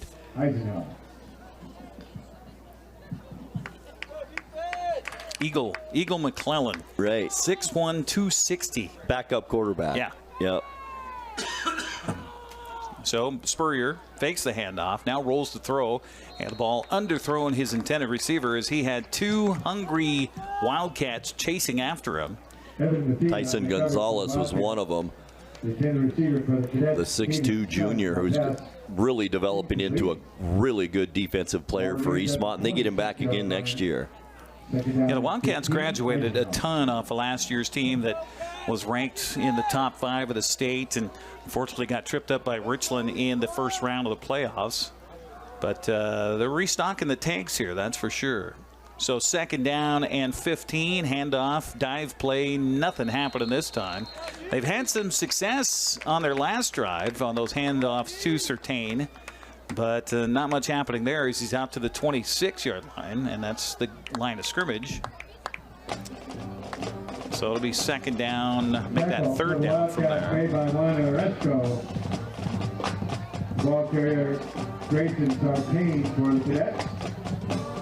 Again, Sartain on the carry that time. He's been the workhorse tonight, though. 7 carries, but only 36 yards in the first half. And we're going to get a timeout as a player needs to come off the field for Eastmont. And actually, we're going to get a timeout here. Timeout by Eisenhower. We'll take a quick 30-second break on the broadcast. 4:31 to go in the half. 19-0 Eastmont on top. We're back after this. At Kennedy Group, we understand that buying and selling is more than a transaction, and it's more than just a house. This is where you will gather with friends and family, and where a lifetime of memories will be made. But buying a home is more than memories. Oftentimes, it's your biggest financial decision. The agents at Kennedy Group understand this and provide real estate advice based on your goals and dreams. Call us today, and let's find your happy place. Coverage of Big 9 football tonight on the NCWLIFE Channel, brought to you in part by Coldwell Banker Cascade Real Estate. Give them a call. They're there for all your real estate needs in Central Washington. 509-888-8887. That's 509-888-8887. 3rd down and about 15 yards to go here for the Cadets. Spurrier back, throws, ball high and incomplete. And the receiver, the intended receiver, looking for a flag, but Finn Hopkins does not have the agreement of the officiating crew, which, by the way, I should mention, our referee tonight is Troy Holtz. Umpire is Zach Kirshner. The line judge, Kirk Lyons. The head linesman is Nathan Hahn, and the back judge is Steve Johnston. You might recognize those names, guys in our community. Absolutely. Thank you very much, gentlemen, for giving us a hand here with officiating, because as Jerry Anderson's email always used to say, without officials, it's just recess. That's great. It is. That's great. It's a true story. So a punting situation here on 4th down for the Cadets, and that ball, I think, was blocked in the backfield. I think Austin Zelinski got in there and got a hand on it, as it will tumble down and be downed at the 39-yard line. So just a 13-yard punt, and I want to say that that was partially blocked. I think it was, too. Just a hand on that. What else can Austin Zelinski do? Not the truth. Adrian Rodriguez, also one of the players in there. So great field position for Eastmont, and they've got all 3 timeouts and 4:19 to go here in this first half of play. I know if you're Coach Foster, you're probably not too happy about the running game at this point, other than the fact you've busted 2 long ones with Peyton Zelinski, or Austin Zelinski. Here's Peyton. Look at throwing, this one. And the ball is caught.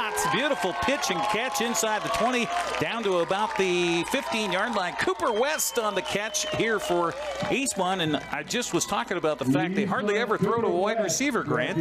25 yards on that pass and catch. And now Zelinski has thrown to 4 different receivers in this first half. He's had a good first half. Down to the 16-yard line as Eastmont will have it first down and 10 from there.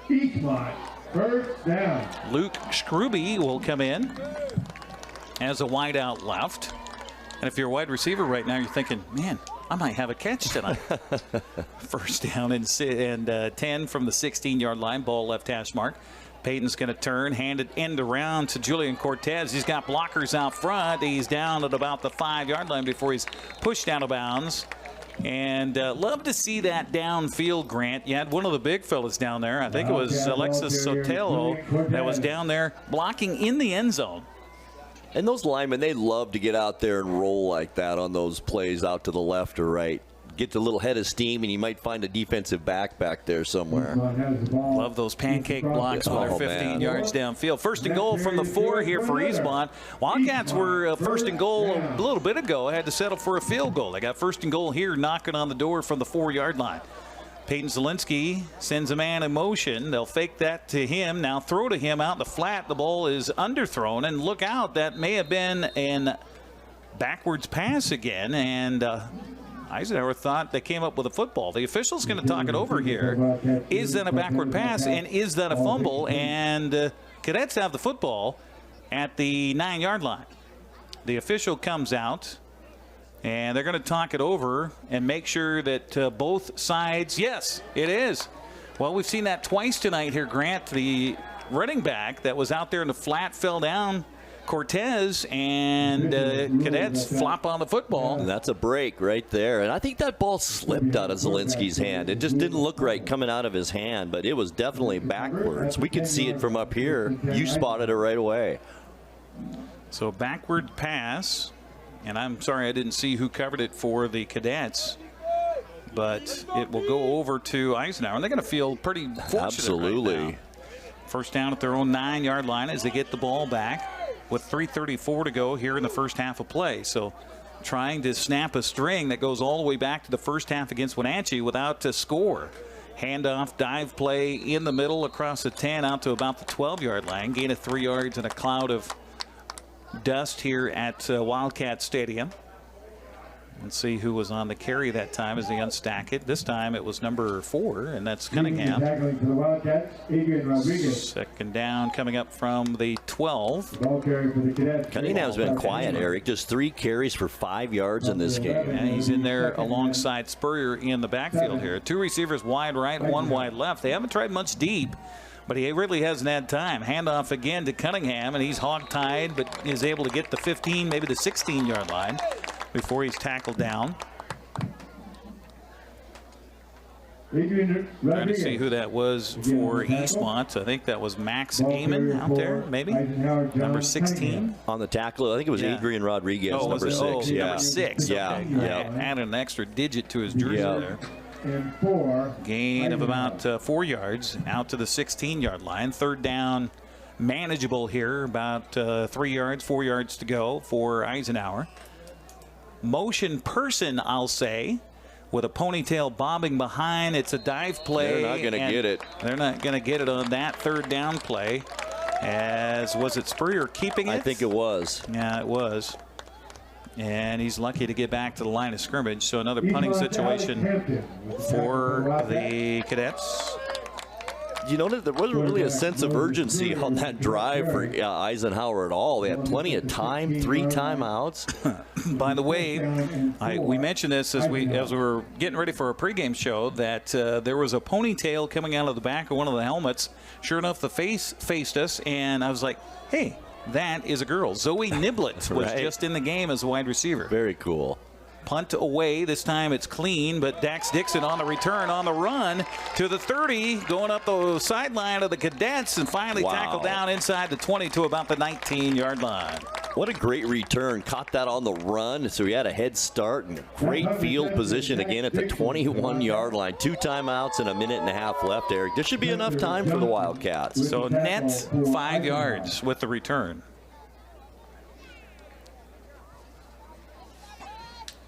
$1:28 left on the clock. Eastmont leading at 16-0. I know that Coach Foster not happy about the turnover moments ago. As Peyton Zelinski has him lined up, left hash mark. He'll shift Rafa Perez in the backfield, hand it off to Julian Cortez around the left side. Cortez kind of goes high, and that allows the defense to come because he was in the air. You're hard to make forward progress when your feet aren't on the ground. Yeah, it is. And they'll put him down at the 15-yard line. Nice gain of 6 yards. Cortez has been running hard now since he had a couple losses on a couple of carries. Now he's got 17 yards on 2 carries. Body shifting in and out for the Wildcats here offensively on a second down, about 3-4 yards to go. Handoff again. Around they come right side this time. I think, is that Perez again? Yes, it is. He was lined up as a slot back left, came back right. And they'll put him down at about the 11. That's just about where the first down yard marker is. No correction. Julian Cortez, the Wildcat ball carrier. They're going to put it just outside the 10, and a timeout taken by Eastmont with 50 seconds left. They did mark it as a first down, right? Grant. They did. So it'll be first down for the Wildcats after the 5-yard gain. We'll take a quick 30-second break and come back. Last few minutes or last few seconds of the first half, 19-0 Eastmont. We're back after this. To name yourself after the highest peak in North America? Maybe that's audacity. But towering above is exactly what the first ever all-electric GMC Sierra EV Denali Edition 1 is built to do. With 754 horsepower and up to a GM estimated 400 miles of range, it is the Denali of EVs. The Sierra EV Denali. Well, back we are after the short timeout as Eastmont has it first and goal from just outside. Well, I don't know how you call it first and goal. I guess it's not. First and 10 from just outside the 10. As Peyton Zelinski has him lined up, he's got Britton again to the backfield behind him. They'll turn, hand it to him. Britton trying to bounce it around the left side, looking for the end zone. He's not going to get there, though. Good job of chasing him down at about the 10-yard line. Good play for Finn Hopkins defensively. He's had more success on the defensive side than he has on the offensive side. He's been very involved on defense. No gain for Britton, brings up second down and 10. They'll hand it off to Austin Zelinski. He didn't have the cadre of blockers that he's used to getting, and now we got a flag down in the end zone after the play was over. So this could be a dead ball foul and maybe a little lip service going on between the players in the defensive backfield. They'll put the ball down at the 6, so that would be a third down coming up after the 4-yard gain by Austin Zelinski, but let's check the foul. We're still kind of quizzical about the last time we had a unsportsmanlike. Oh no, this is a personal foul against Eastmont. My oh my, they've just been shooting themselves in the foot a little bit here, Grant. Like you were saying as we're coming in from the break, this could be a lot different game right now as far as the penalties and mistakes and turnover. Oh man, it could be up 30-some to nothing right now. Yeah, and they settled for a field goal and it was 16-0. And then the turnover, and yeah, so I think it could be well 30-0 easily. So it'll be second down over again after the penalty, and they'll put it back to the 21-yard line. They need to get to the 1 for a first down. Now Zelinski rolling. He's got pressure. Going to be dropped for a loss on the play. That's going to go down as a sack because he was looking to throw it and dumped on his can back at the 22-yard line. Keep the ball for Eastmont. Clock's rolling. They have a timeout left. 3 seconds. 2. Now they call a timeout. Goodness. Just not good ball control, not good discipline here for Eastmont down this stretch. And now they'll try probably a last-second field goal to end the first half of play. Jose Valencia will come out to I think, kick this, but hold on. Decision time for Coach Foster and company.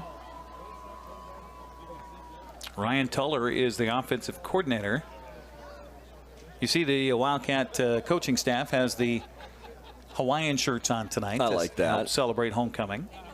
They do have the Hawaiian shirts, but they do have the cat embroidered. So you see Eastmont. I didn't notice that. Yeah, that's fancy. On the chest. You betcha, fancy. Baby.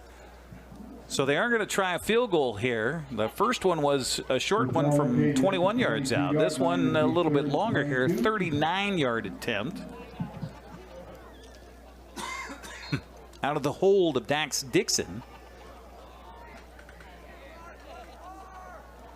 So a long one here for Jose Valencia with 2.5 seconds left in the first half. The kick is on the way. It does not quite have the distance. Misses just under the crossbar. And that will be the final play of the first half.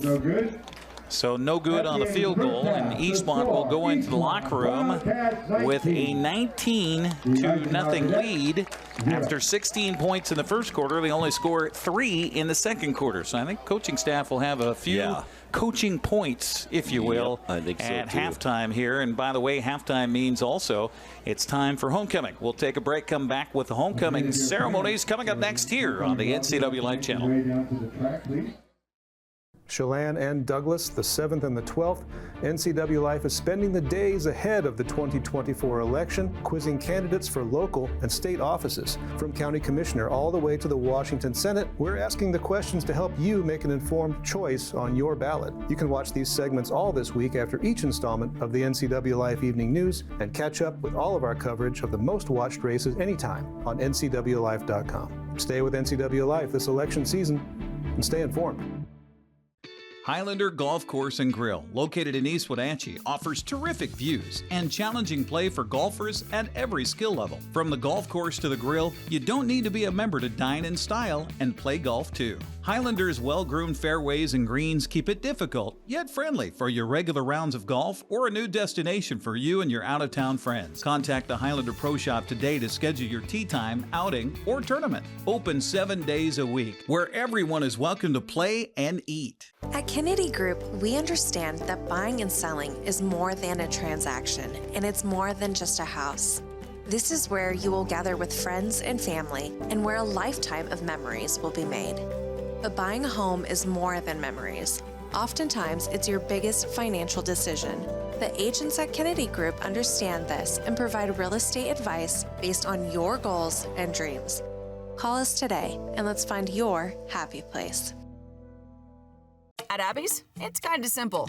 We're not rocket scientists. We just make great pizza. When you're ready for traditional values, time with your family, and a great meal, you're invited to Abby's. Order at abbys.com. Our family is here for your family.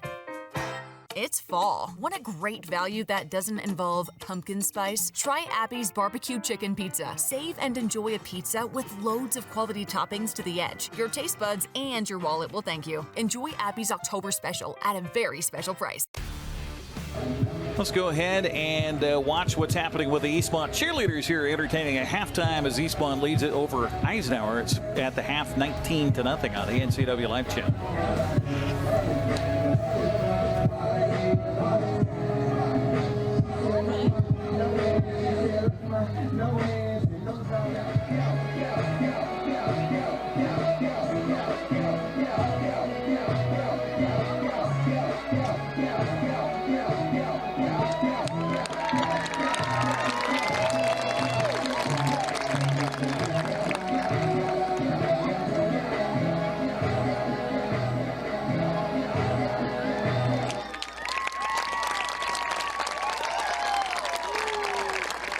Well, thank you to the Eastmont cheerleaders for their entertainment here at halftime during homecoming. We've got the homecoming ceremony coming up as our cameras will try to find the Royal Court as they'll come out, and they will be announced here at halftime. Did you get handed, Grant, some paperwork? I sure did. Regarding halftime, regarding the Royal Court here.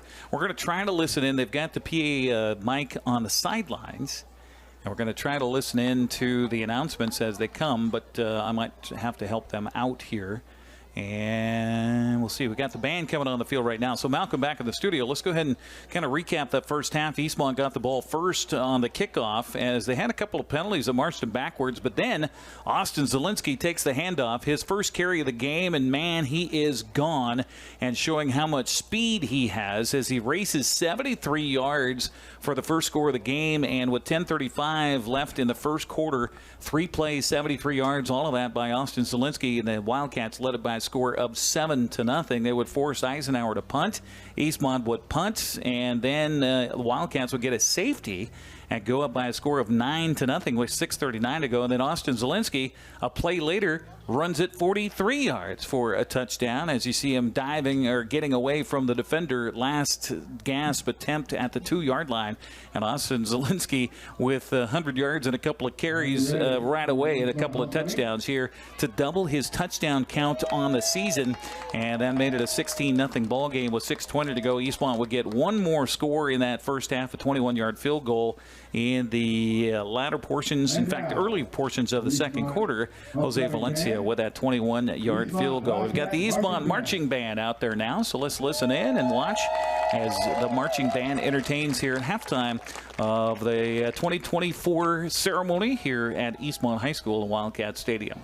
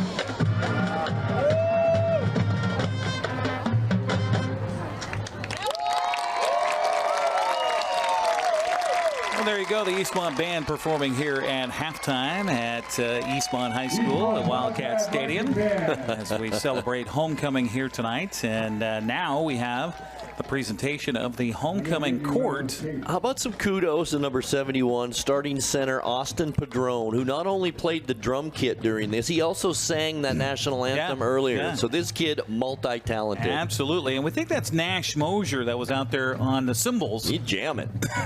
he was feeling it out there. Yeah, he was. Eastmont, well, I think they could feel a little better if they had a bigger lead right now. 19-0 at halftime. We'll get to the stats. We'll get to the rest of it coming up here in just a moment as we wait for the announcement of our Royal Court here at halftime. As soon as they start making the announcements, we will toss it down to whomever has that. It is the Student Senate at Eastmont High School, as I understand it, that is in charge of the homecoming halftime ceremonies here, and most of homecoming activities this week, all week long. Of course, they have the big dance coming up tomorrow night. Mm-hmm. It's always a big thing for homecoming, right? Got a great shot of the court. And as I understand it, they select representatives from each class, which you have obviously senior, junior, sophomore. And I'm pretty sure they do it with the freshman class, even though they're not at Eastmont High School. The freshmen go to the junior high, which is a few blocks away from here. I never quite understood that, though. Most enrollments, when you see it, it's 9 through 12 on the program. Yeah. You know? Right. Well, for counting purposes, though, I do think that they only go sophomore through senior. Oh, they do? Yeah, despite the fact you might have a freshman class in the high school, which most high schools do. But for the larger schools, I believe that counts towards classifications and things like that, I believe it's only sophomore through senior. Gotcha. So they're making sure they got everybody in place.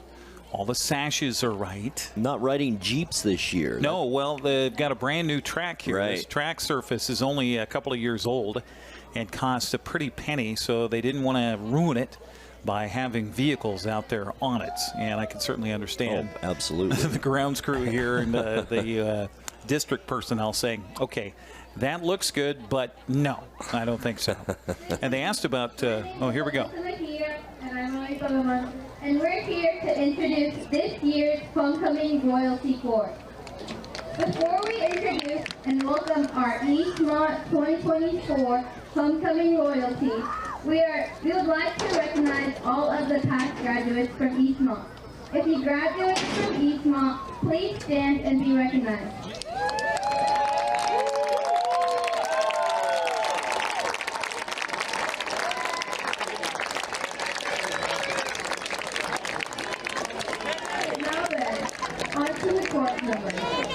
The first couple we have is our sophomore prince and princess, Adrian Rodriguez and Naya Guerrero.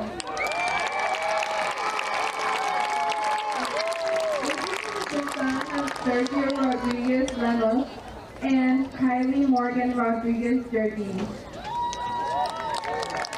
Naya is the daughter of Rachel Padron.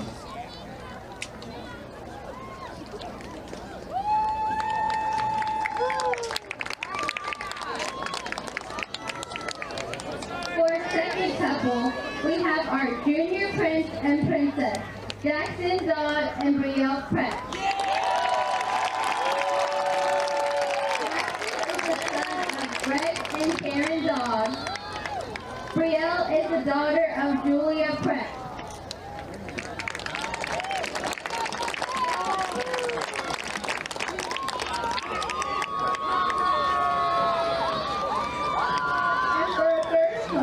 We have Duke Cameron Bradford and Duchess Melissa Lorenzo.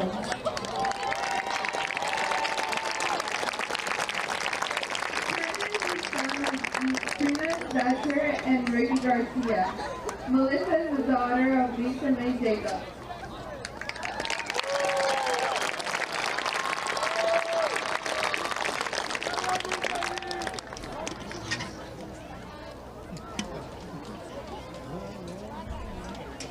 For our fourth couple, we have our Prince Ryan Brown and Princess Lily Vickery.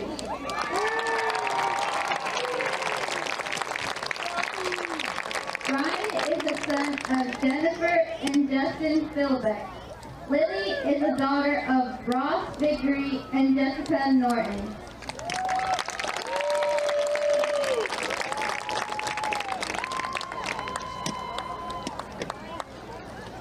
The fifth couple we have is our Prince Alexis Alcantar and Princess Neroli Landon.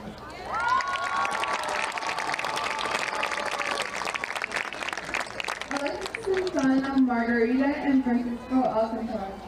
Neroli is the daughter of Cynthia Landon.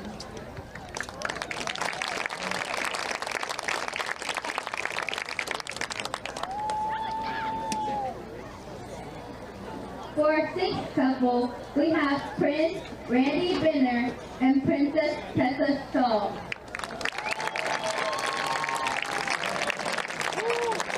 Randy is the son of Kathy Binner.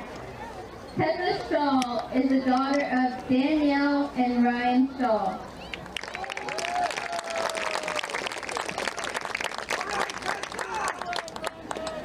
The seventh couple we have tonight is Princess Isaac Perez Rodriguez and Princess Amelia Duarte Medina.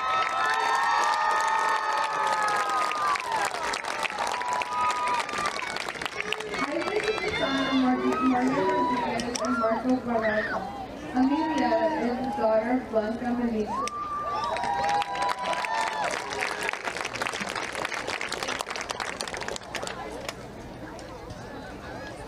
And for our eighth couple, we have Prince Jesus Villa and Princess Camille Meneses.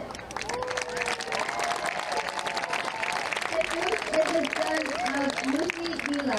Camille is the daughter of Edgar Meneses and Maria Solorio.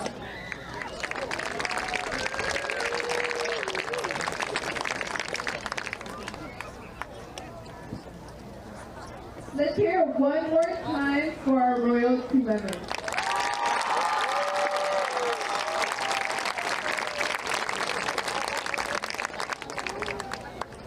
And now, to announce our homecoming king and queen. This year, Eastmont 2024 homecoming king and queen are King Isaac and Queen Amelia.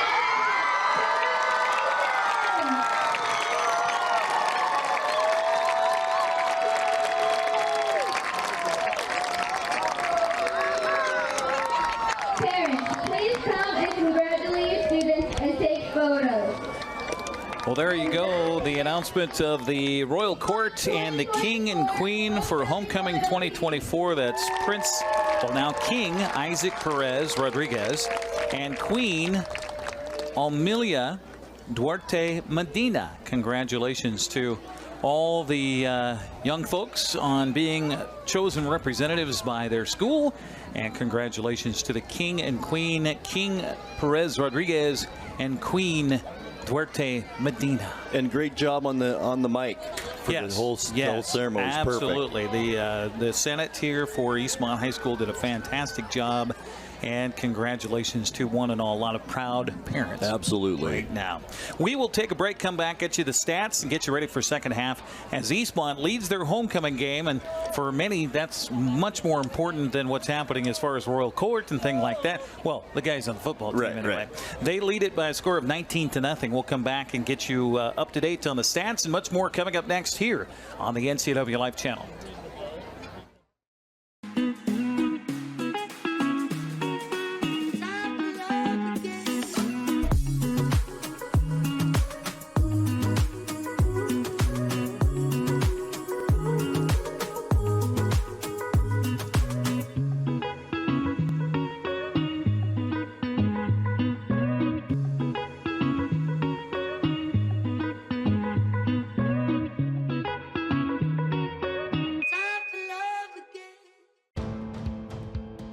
NCWLIFE Channel is your local TV station. We believe in being the spotlight and mirror to the communities we serve in North Central Washington. Programming on NCWLIFE would not be possible without our sponsors. Special thanks to our platinum sponsor, Alpine Air. Turn to the experts at Carrier and Alpine Air. Hi folks, welcome to Save Mart. How can we help you today? We're looking for a recliner. Okay, right this way. Go ahead and move this chase on the other side. You can just Great, I want that one. I like that one. That's a great choice. And I want this one as well. Okay. And I definitely want this one. Ooh. You'll find it at Save Mart. Full service at a low, low price.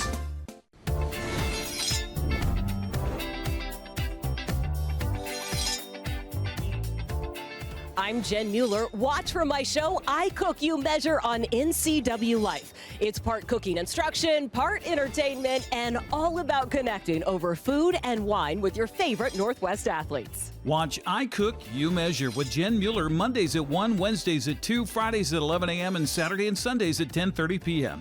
right here on the NCWLIFE Channel. Coverage of Big 9 football tonight here on the NCWLIFE Channel, brought to you in part by Global Car Care. Your vehicle is their #1 priority. Diesels and European cars are their specialty.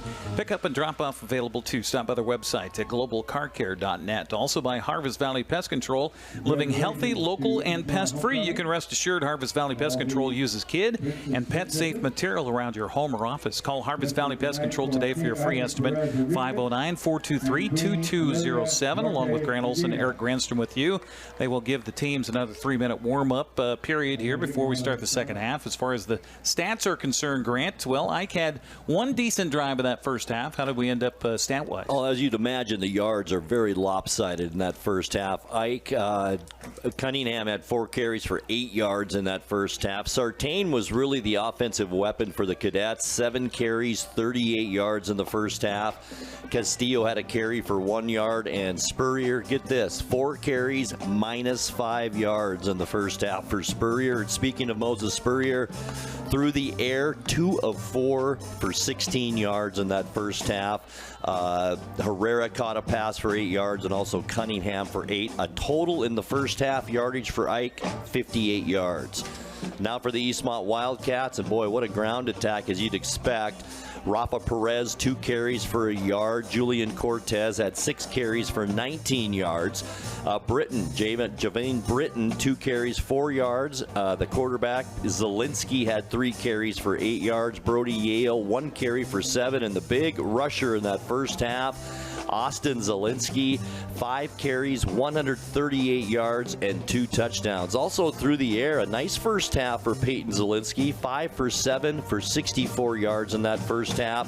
1 catch for Cooper West for 25. Brody Yale had 2 catches for 15 yards. Julian Cortez out of the backfield had 1 catch for 5 yards. And Dax Dixon towards the end of that first half had 1 catch for 19 yards. Total yards for Eastmont in the first half, 241. So 241, Eric, to 58. And the score bears that out, even though I think this score could easily be 30-0 right now and not 19. And that's kind of how these yards play out. Well, and if you're Eisenhower, that's what you got to look at here at halftime. That, absolutely. Okay, it could be worse. It's not. Let's go out there and they're going to get the ball first, I believe, right? They are. And so they have the opportunity to come out here and set a little tone. They did have one great drive, 14 plays. It was 44 yards, so there's half your offense in that first half, or most of it. Almost in all that of it. one drive. Meanwhile, Right. Eastmont had a 17-play drive, 77 yards. They ended up with 3 points out of it, and they had plenty of opportunities to get more as far as that first half was concerned. And you know, we said in the pregame show that Moses Spurrier is the offense for Ike, but he only produced 16 yards through the air and -5 on the ground in that first half. This score could be a lot worse. Yeah, he's had some problems with the pass from center, and it's not so much with a bad snap. He had one that went over his head that resulted in that safety. But other than that, it's just been, I think, him taking his eyes off the football, because I think he's feeling and hearing footsteps on that defensive line for Eastmont. They are pinning their ears back and coming right after him. Oh, absolutely. The defense has done an outstanding job, kind of like I expected. They're getting in his face, not giving him much downfield either. Obviously, 16 yards passing in that first half. And it's been a good defensive effort for Eastmont, just kind of stalling out inside the red zone for the offense in the first half. We're going to take another 60-second break. The teams look like they're ready to go. Officials are going to wait for the rest of that clock to wind down. We'll take a 60 and come back. Get ready for second half action. Eastmont on top of Eisenhower. 19-0. You're watching Big 9 football on the NCWLIFE Channel. Looks like our surgery patient is feeling better today. Yep, I didn't need any oxy today. I thought I'd do a little surgery on the drain. Huh. Do you need your pain pills anymore? No. Well, we should get them out of the house. There are places to drop them off. Yeah, okay. Actually, I can do that right now. And I will look at the drain. Prevent opioid misuse. Find safe medication return options near you at med-project.org. A ductless unit from Carrier can keep anyone comfortable. Take Shelly, for instance. She finds me time in her new attic-turned-home gym. And with her Carrier ductless unit, the temperature is always perfect. No matter how intense her workout gets. Carrier. Total comfort, totally happy. Turn to the experts, Carrier and Alpine Air. Heat and air, call Alpine Air. For second half action, along with Grant Olson, Eric Granstrom here on the NCWLIFE Channel. Our broadcast tonight brought to you in part by Highlander Golf Course and Grill. Plan your next tournament and event today and call the Pro Shop to schedule your time on their Full Swing S4 widescreen golf simulators. They've got 2 of them. You can also play games. It's a lot of fun. Yeah, I've done it a couple of times. It is a lot of fun. Christmas parties coming up. It's a perfect idea. Call 509-884-4653. I think you schedule that through the Pro Shop. You do. That's what you call 509-884-4653 for Highlander Golf Course and Grill. And by the way, whenever we talk about these sponsors, we really, truly mean thank you. And if you get into any of these businesses, say, hey, you guys are helping to do the sports, huh? You're sponsoring high school sports, huh? Well, thank you. That's awesome. Yes. That would go a long way for us, and we appreciate that because we're not here doing this unless we have some support. That's right. Along the way, because Grant Olson, his salary is just ridiculous. Oh, gosh, it is. So Eisenhower will get the football to start this second half as we get ready for second half action here on the NCWLIFE Channel. And the kickoff, again, squibbing across the ground, is going to go towards the sideline, and out of bounds it goes. And I don't think that they meant to do that, did Eastmont, on the kickoff off the foot of Jose Valencia. I'm not sure that we've been seeing squib kicks all night long now, and I'm not sure why they're going to that. Maybe there's a dangerous return man back there. Or? Well, the returner is Finn Hopkins, so I haven't seen too much on the returns, even when they do have it fielded cleanly. So it's a 25-yard penalty from the kickoff spot from the 40-yard line. Or as you like to say, the biggest penalty in football. It is. So Eisenhower will have a pretty good field position to start this second half, as they'll have it at their own 35-yard line. First down and 10. All right, let's see what kind of adjustments they made here at halftime. As Moses Spurrier will bring him up. First down and 10. Claps his hands, he hands it off, and bouncing off of one tackler, getting out towards midfield on a good gain. This is Cunningham. He didn't have much success in the first half, Grant, but found a little something right there. Right up the middle. I think that's the play they started their first drive with, too. But, boy, a big hole up the middle. 15 yards on that carry for Cunningham. Put him down at the 49-yard line, so first and 10 just shy of midfield, and that's what kicking the ball out of bounds will do as well, is put you in decent field position. The other guys in decent field position right away. One receiver, let's see, 2 receivers wide to the far side left, 1 right. As Spurrier takes the snap, he hops just about every time he gets that snap. Handoff again, Cunningham, and churning his legs inside the 40 and around the 35-yard line. And I'll tell you, the Cadets are coming out here with some fire, vim, and vigor to start this second half. Another first down. Like a totally different offensive line out there. Cunningham was 4 carries for 8 yards in the entire first half. Now 2 carries, 29 yards here in the second. Getting a big push up front by the big fellas as the Cadets have it first down at the Eastmont 35-yard line. I think this is the second deepest penetration of the game. They got it to the 31 back in that long drive in the first half. Then they ended up turning it over on downs. Here's a handoff left side. No, excuse me, as Spurrier kept it, faked everybody out, and almost got 9-10 yards on that carry as he scampers around the left side. So you hand it inside a couple of times, and then Spurrier springs it outside on a little play fake. Big chunks of yards. 3 plays, 39 yards on this drive so far. They'll put him down at the 27-yard line, so second down from there. And, boy, it opens up your playbook when you got second down, about a yard to go, as they'll actually put him down at the 26. Need the 25 for the first down, does Eisenhower. Spurrier in the backfield, and he'll hand it to Cunningham again. Cunningham's got the first down on the little dive play off tackle left side as he'll stumble down at about the 22-yard line. Not so much that he was hit, just kind of got his legs tied up there. Yeah, he did. Almost maybe a little slip on this grass here, too. But, boy, the field in much better shape than it was the last time we were here, Eric, a couple weeks ago. Pretty rough shape in spots out here. I was down on it before the game, Grant, and it's not really in very good shape It isn't, no. And that's sad because they've had to curtail the use of this field just to try to preserve it for the varsity sports here. So Spurrier and company have a first down and 10 with the ball resting inside the 25. And yeah, another bad snap. Spurrier's trying to make something out of nothing, and he will inside the 20 as he puts his shoulder down and takes it all the way down to the 16-yard line. Well, that's a talented player right there, just an athlete making a play. 7-yard gain when it looked like nothing. And, boy, that snap has been contentious here so far for Ike tonight. Well, he jumps when the ball comes back to him, even though he doesn't have to. I think it might be just kind of a nervous little tick. Maybe. For Moses Spurrier. And Eastmont's going to jump off sides with that little hitch by the offensive line. That's the second time they've been able to get Eastmont to come off sides. That'll give him a first down. Yes, it will. Penalty against the Wildcats. A penalty against Eastmont. We didn't talk about that on the stats in the first half. Now 8 penalties and 50 yards in the game. Penalty takes the ball to near the 12-yard line, first and 10, Eisenhower. So new set of downs here for the Cadets, trying to score for the first time in 3 weeks. That's something. Since the first half against Wenatchee. It's been a shutout ever since. Spurrier will pitch it forward, and boy, Eastmont right there for the play as the defensive line says, you know what, that's enough of that, as one of your big guys from a few weeks ago, Tyson Gonzalez, makes the play for Eastmont. Finn Hopkins on the carry and nothing doing there. They're going to be kind and give him a gain to the 11, so a gain of 1 on that little pitch play to the man coming through, Finn Hopkins, from his X position outside.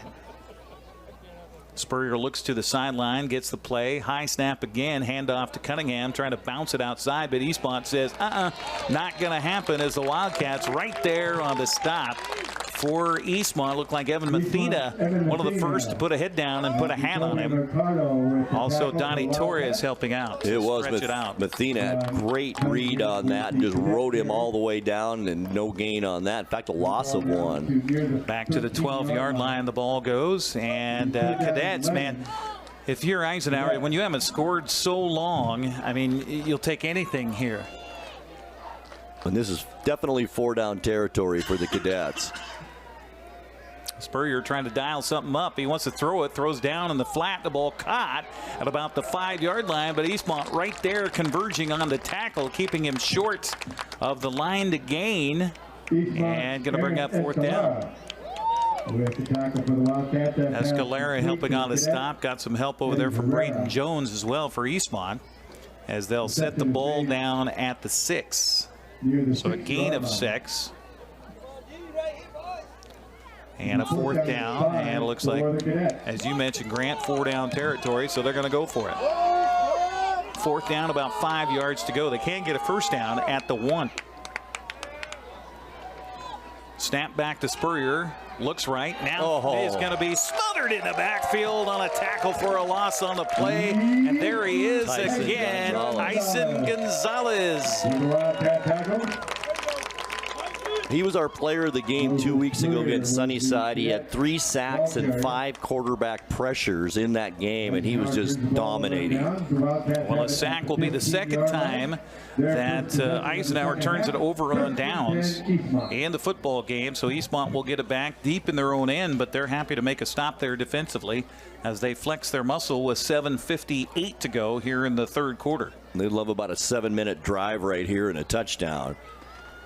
Eastmont with a first down. Ball at their own 15-yard line. Handoff inside, and not much happening there as the Cadets were quick to close in on the ball carrier as they unstack it. That was Bodie Yale with the carry. Eastmont's Bodie Yale, the Wildcat ball carrier. John Cunningham with the tackle for the No gain there on that carry. So they will start this series at the 15-yard line. Apologies. So 2nd down and 10 coming up from the 15. I know that tendency is to get that ball into the hands of Bodie Yale, give him around the corner, but got to get some blocking out there first. Ike did a great job there. As Zelinski wants to keep it, he's stacked up after maybe a yard is all. Not much inside as that big defensive line gives a big push. And it's going to be 3rd and long coming up for the Wildcats.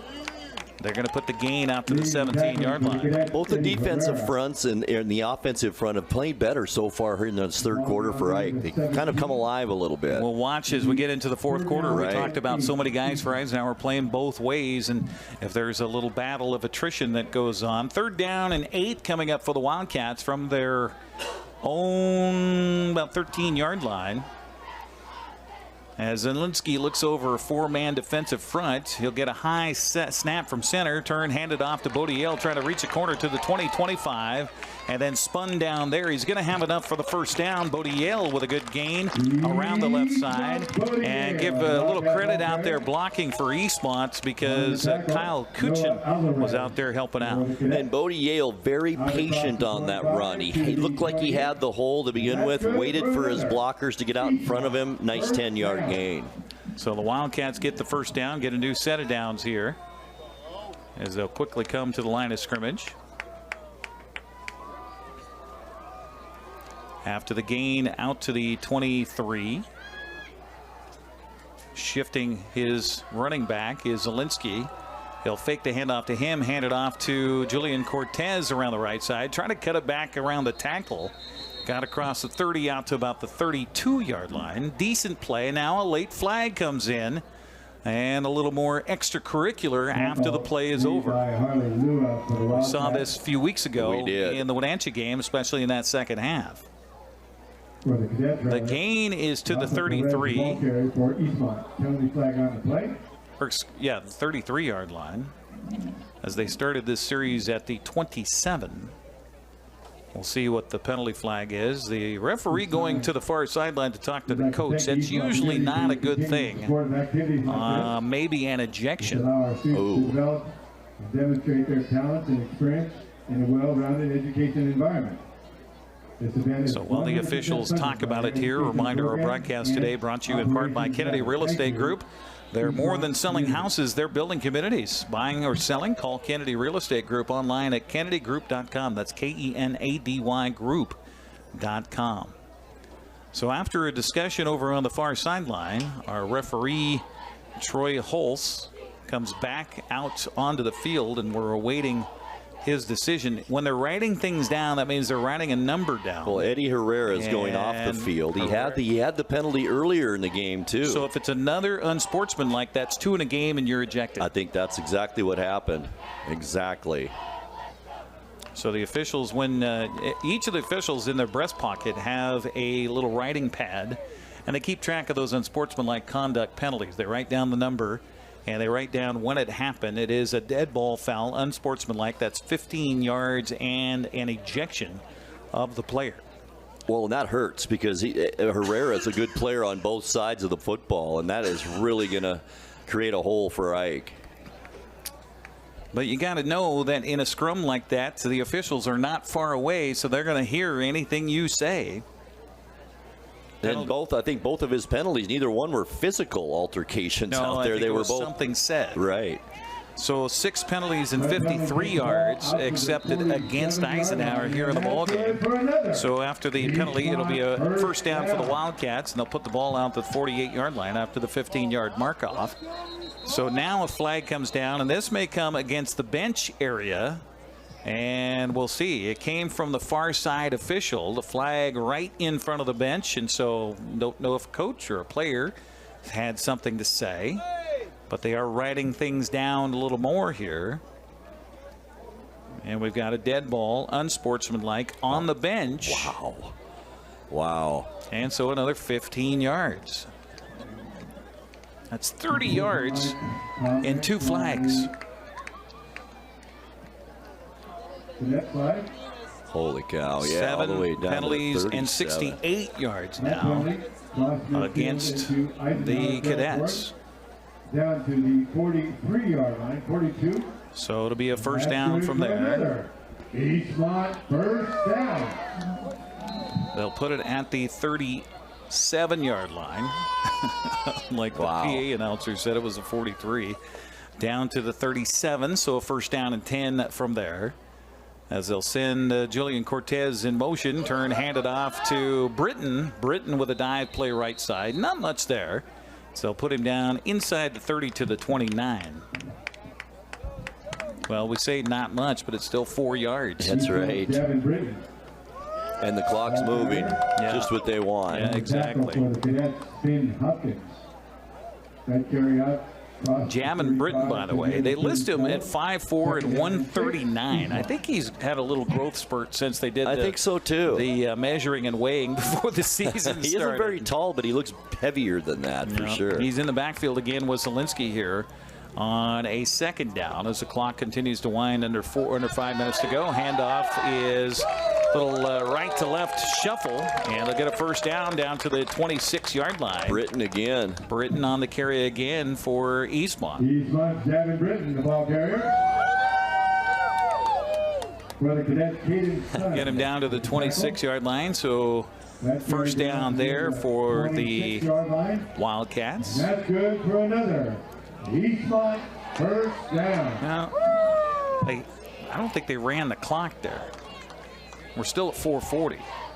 And the clock, after they reset the chains, now the officials are talking it over on the far side. There's another flag over there, too. Okay, now we got a sideline warning against Eisenhower. And this could get ugly, Grant. If they've got issues on the Eisenhower sideline with our officiating crew, we could have coach ejections coming up next year if they don't get things under control on the far sideline. Well, you got to lead by example, right? Exactly. You can't expect your players to act one way and you act the other. I won't lay this at the feet of the head coach. It could be an assistant coach. Right. It could be somebody another who's flag. Flag's going to come down here on the carry by Bodie Yale. He got it down to the 22, but we'll check the penalty, as it's now become a flag fest here in the third quarter. It's a hold against the offense, so that'll wipe off that run. Tackle made by It's interesting how you score that as far as the stats are concerned, because on the play, Bodie made 4 yards. And it's a spot foul, and the spot foul was right from where the end of the run came, so it's going to be the down over again. So I guess you can't really give him the yardage. Penalty against Eastmont is their 9th here in the ball game, and that's a great point, Eric. Not going to make the coach happy, as they'll march it back to the 32-yard line after the penalty. So, man, love to get some actual football in here pretty soon. As Eastmont has refrained from going in motion here in the second half. There's a handoff to Bodie Yale again. Bodie will trip inside the 25, and he's back to about where he was moments ago, getting tackled when they threw the flag. 10 yards up there. Put him at the 23-yard line. Gain of 9 yards for Bodie on that play. As the clock continues to wind here, we're under 4 minutes to go in this that third quarter, with Eastmont still on top by a score of 19-0. If you're just joining us, Eastmont raced out to an early lead, 14-0, on a couple of big long touchdown runs by Austin Zelinski, and then a safety, and then a field goal, and that's it. That's all the scoring. Right. Handoff to looked like Britton again, and Britton is tackled for either a loss or no gain on the play. I think he might have gotten back to the line of scrimmage. Eric Parkinson on the tackle. The fans here are just cheering anything at this point, as Coach Foster and company are using a plethora of running backs. Yeah, we haven't seen Zelinski, I don't think, carry the ball yet in the second half, have we? No, we haven't. And here we go with motion again, and that I saw at that time. While the running back was in motion, the slot back from left to right. Oh, no, they're going to call it on the defense. Interesting. Wow. So 8 penalties now, 73 yards against. Well, that changes your play call a little bit. Now it's 3rd and 1 instead of 3rd and 6. Yeah, I thought they're going to surely throw that against Eastmont, because that's what we've seen all night long whenever they've had anybody in motion. Just about every single time it's been a situation where the flag flew because of illegal procedure. Zelinski backs up, sends Cortez in motion. He'll hand it to him around the right side. Cortez has the 10, has the 5, has the end zone. Touchdown, Eastmont. Julian Cortez from 18 yards out. Once again, very patient on that run. He let his blockers get out in front of him and then turned the speed on around the corner. And a touchdown for Eastmont. And he had good blocking out there, too. Oh, he had did. a wide receiver out there blocking, had a lineman out there blocking. Just a good team effort on that one. So here comes Jose Valencia in for the extra point. Snap is back, spot down, the kick away, and it's good. We'll take a 60-second break and come back with 2:23 to go in the third. Eastmont is in charge, 26-0 over Eisenhower. We're back after this. Eastmont Wildcats. The agents of Kennedy Real Estate Group are committed to providing the ideal client experience. We believe in the power of relationships. Why? Because we don't just work here, we live here. From the nonprofits we serve, the parks where we play, and the local businesses we support, our team understands the value of living in the Wenatchee Valley. Let's begin your real estate story. Apple Valley Honda is bringing the future of driving to you. Introducing the all-new, all-electric Honda Prologue EV.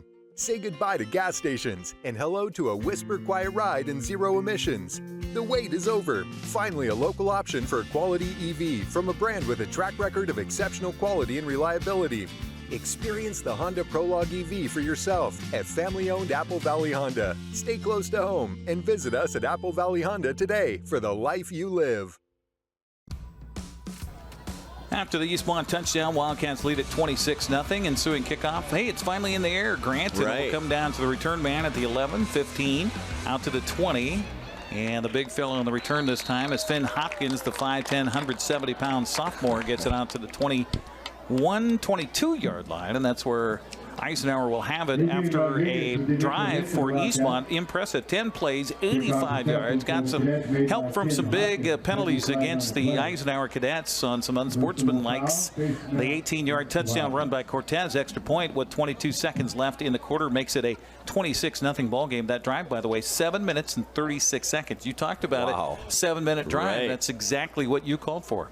And they had a face mask at the end of that play on that return, so it'll give Ike even a little better field position. And another penalty against Eastmont. 10 penalties now and 75 yards in the game. So the problem continues here for Eastmont, but they're still up on the scoreboard 26-0. And Eisenhower will get it with 2:17 left here in the quarter. Is it 2:17 or 21.7? 2:17. Okay.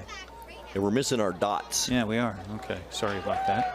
And a handoff left side, and nothing happening there. Eastmont, in fact, knocks him back for a loss on the play. Eastmont's Alex Hampton with the tackle for the Wildcats. It'll be second down coming up. They started this possession at 37 after the penalty. Second down coming up as they'll push him back to the 33-yard line. So a loss of 4 yards on that one. On the handoff, and I think was that Sartain, in there again. Spurrier looks at the defense shift around in the backfield. Back to pass, looking left. Now he'll scramble. How did he get through there? I don't know, man. That was like fumble. Nope. Looked to me like the plugged up end of a piece of or a tube of toothpaste, and suddenly here it came. Right, exactly. Eastmont brought everyone on that play. Yes, they did. After all of that, a gain of a yard, by the way. They carry out to near the 34-yard line. Yeah, it looked like when I'm getting down towards the end of the tube, you know, you start rolling it across the counter in the bathroom. Exactly. And try to get all you can out of there, and suddenly, there it goes. So that's an official terminology, by the way. So third down coming up from the 34 of Eisenhower. Now the Cadets are going to call for a timeout. Yep. And we will take a timeout as well.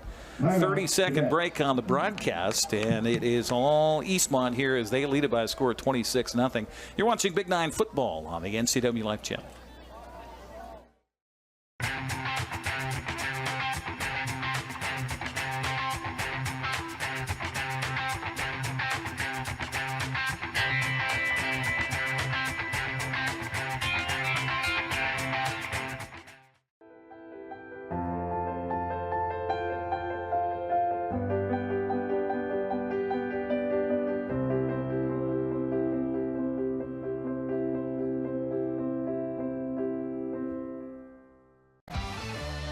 Our broadcast tonight brought to you in part by Les Schwab. Having the right set of tires and wheels on your vehicle, just part of essential safety. Les Schwab takes your safety seriously.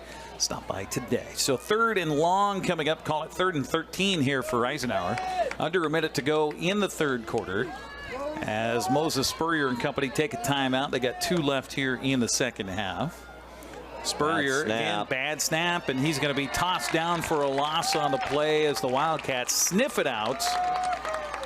Eastmont came charging full force. Adrian Rodriguez, one of the first to get there. I also see Donnie Torres in the stack for the Wildcats. You know what, Eric? That really wasn't a bad snap. Once again, Spurrier tried to one-hand it with his left hand, and I saw him looking to his right as that ball was coming, so I think he hit it right on the head. He's just not watching that snap. Loss of 8 yards on that sack for the Eastmont defense. Assist with the bad bobble there. Here's the punt. Line drive will come down to Dixon at the 45, 50 on the return, looking to get around a man, puts a stiff arm out, puts another stiff arm out. Wow. There's some of that rugby action right there for Dax Dixon. Congratulations to Dax. We hear is headed to was it rugby? Dubai? Dubai. Right. Yeah. That is awesome. Yes. Man, you got to be a tough dude to play rugby. Absolutely. Absolutely. I didn't even know they had it at that age. Oh, yeah. Yeah, the Schoolhouse Rugby here locally is a big rugby club, and wow, they're into it. Huh? They're very successful too, by the way. They're a local program. So Eastmont football, and not much left in the quarter, just 10.3 seconds left as I look at the clock and finally see it right. Here's a little pitch forward. Speaking of Dax Dixon, he kind of tripped over, I think, his own blocker there, and he's tripped down at the 41-yard line, gain of 3 yards. And that will be the end of our 3rd quarter. We'll take a 60-second break on the broadcast and come back. Eastmont 26, Eisenhower nothing. So far, so good for the home team on homecoming. We're back after this on the NCWLIFE Channel. At Abby's, it's kind of simple. We're not rocket scientists. We just make great pizza. When you're ready for traditional values, time with your family, and a great meal, you're invited to Abby's. Order at abbys.com. Our family is here for your family. It's fall. Want a great value that doesn't involve pumpkin spice? Try Abby's Barbecue Chicken Pizza. Save and enjoy a pizza with loads of quality toppings to the edge. Your taste buds and your wallet will thank you. Enjoy Abby's October Special at a very special price. When you buy tires at Les Schwab, you're getting more than just tires. You're getting America's best tire warranty, 60-day satisfaction guarantee, no hassle road hazard protection, and free maintenance for the life of your tires. So if something happens to your tire on the road, we'll fix it, or we'll replace it, no questions asked. Other places make you pay extra for that kind of protection, but at Les Schwab, it's included with every set of tires, because more warranty means less worry, and nobody stands by their tires like Les Schwab. Get more from less. Big Nine football on the NCWLIFE Channel, brought to you in part by Sangster Motors, family-owned and operated, home of the all-new electric Hummer, pickup and SUV. Eastmont after the quarter will have it 2nd down from the 41 of Eisenhower. 2nd down at 7. How did I get the hiccups in the commercial break? I don't know how that happened. So 2nd down here, and they'll hand it off to Bodie Yale. He's got a blocker in front, and he trips again. I don't know if they're falling on the surface, but it doesn't look like a lot of contact out there, Grant. No, it doesn't. It really doesn't. 3rd down coming up from 38 after a, 6-yard, or no, 3-yard carry. 8-yard line. And now we're going to get a whistle, and hold on here. Not sure what the issue is. Oh, you know what? They were playing with Eisenhower's football. Aha. Now, I don't know if that causes troubles for your feet or not, but yeah. How about that? That's interesting. Well, it was the punt ball for Eisenhower, and they just kept it on the field. So here we go, 3rd down with Eastmont's ball. We'll see how this helps things as Julian Cortez stretched out, now cuts it back, and he's down to about the 31. and going to have enough for a first down. You know, that right football. That cutback got him that first down. If he'd have stayed on the outside like the play was originally supposed to go, he wouldn't have got there. But a nice cutback on this kind of slippery field. Well, and good patience and way to set up your blockers, too, with Eisenhower trying to stretch you out. Handoff, dive play, right side, and a new ball carrier in there. Let's see who's in now. Rafa Perez, there you go. It's been Britton so many times. But Perez with a carry, and he'll take it down to the 23-yard line, looks like. 8 yards on that carry for Perez. He had the first 2 carries of the game, had 2 carries for a yard at halftime. Now this 8-yard run. Makes it second down and short here for Eastmont into Eisenhower territory. Handoff around. Nice job of swim move by Julian Cortez, and he'll have a first down inside the 15 down to about the 13-yard line. Just a great looking run right there. It really was. Cortez running well here with a touchdown in the second half. They'll put him out of bounds at the 13-yard line. Gain of 10 yards there for Julian Cortez. We've just seen no sign of Austin Zelinski here in the second half either. You know, with Cortez there, he tucked that ball away, towards the sideline in his right hand. You love to see that. And then that little swim move over the top of a guy with his left hand. So first down coming up for the Wildcats from the Ike 13.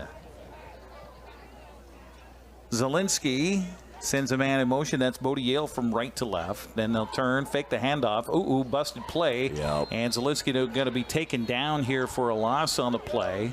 He turned and wanted to hand it off to Britton, but Britton went to the right, and looks like they wanted to go left with the play. And well, sometimes you get those youngsters out there, and there's a little oopsie. In this offense, there's a lot of movement and a lot of motion. You have to be in sync. Definitely so. So the loss is back to the 15, so a loss of a couple of yards there, going to be tacked to Zelinski. They'll turn and hand it, and here comes Julian Cortez. And I'll tell you, Grant, this field is slick right now because he just slipped and fell. Nobody touched him. They'll put him down at the 14, so a gain of a yard. And again, out there on the field, you might not be able to see it on TV right now, but this field is chewed up. There's a lot of bare patches out there, and a little bit of humidity right now coming up, and our temperatures getting down in the low 40s at night. That dew point, we're right in that zone, right? It's like you watered your lawn overnight. Yeah, exactly. So third down, long 10 here coming up for the Wildcats. They'll do a little cross direction. Beautiful and into play. The end zone for the touchdown. What a call. With the carry that time. Who was it? It was Cortez. Julian Cortez with the carry and the touchdown.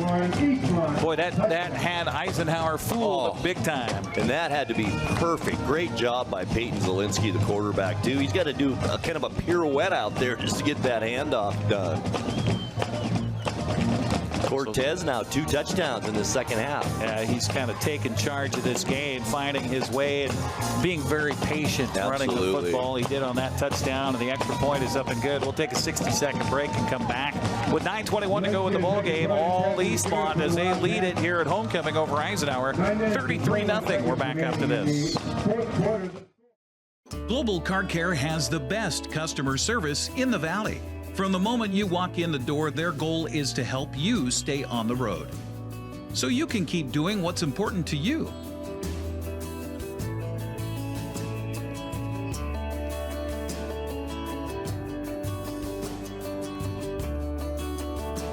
Global Car Care certified ASE mechanics stand behind your automotive repairs.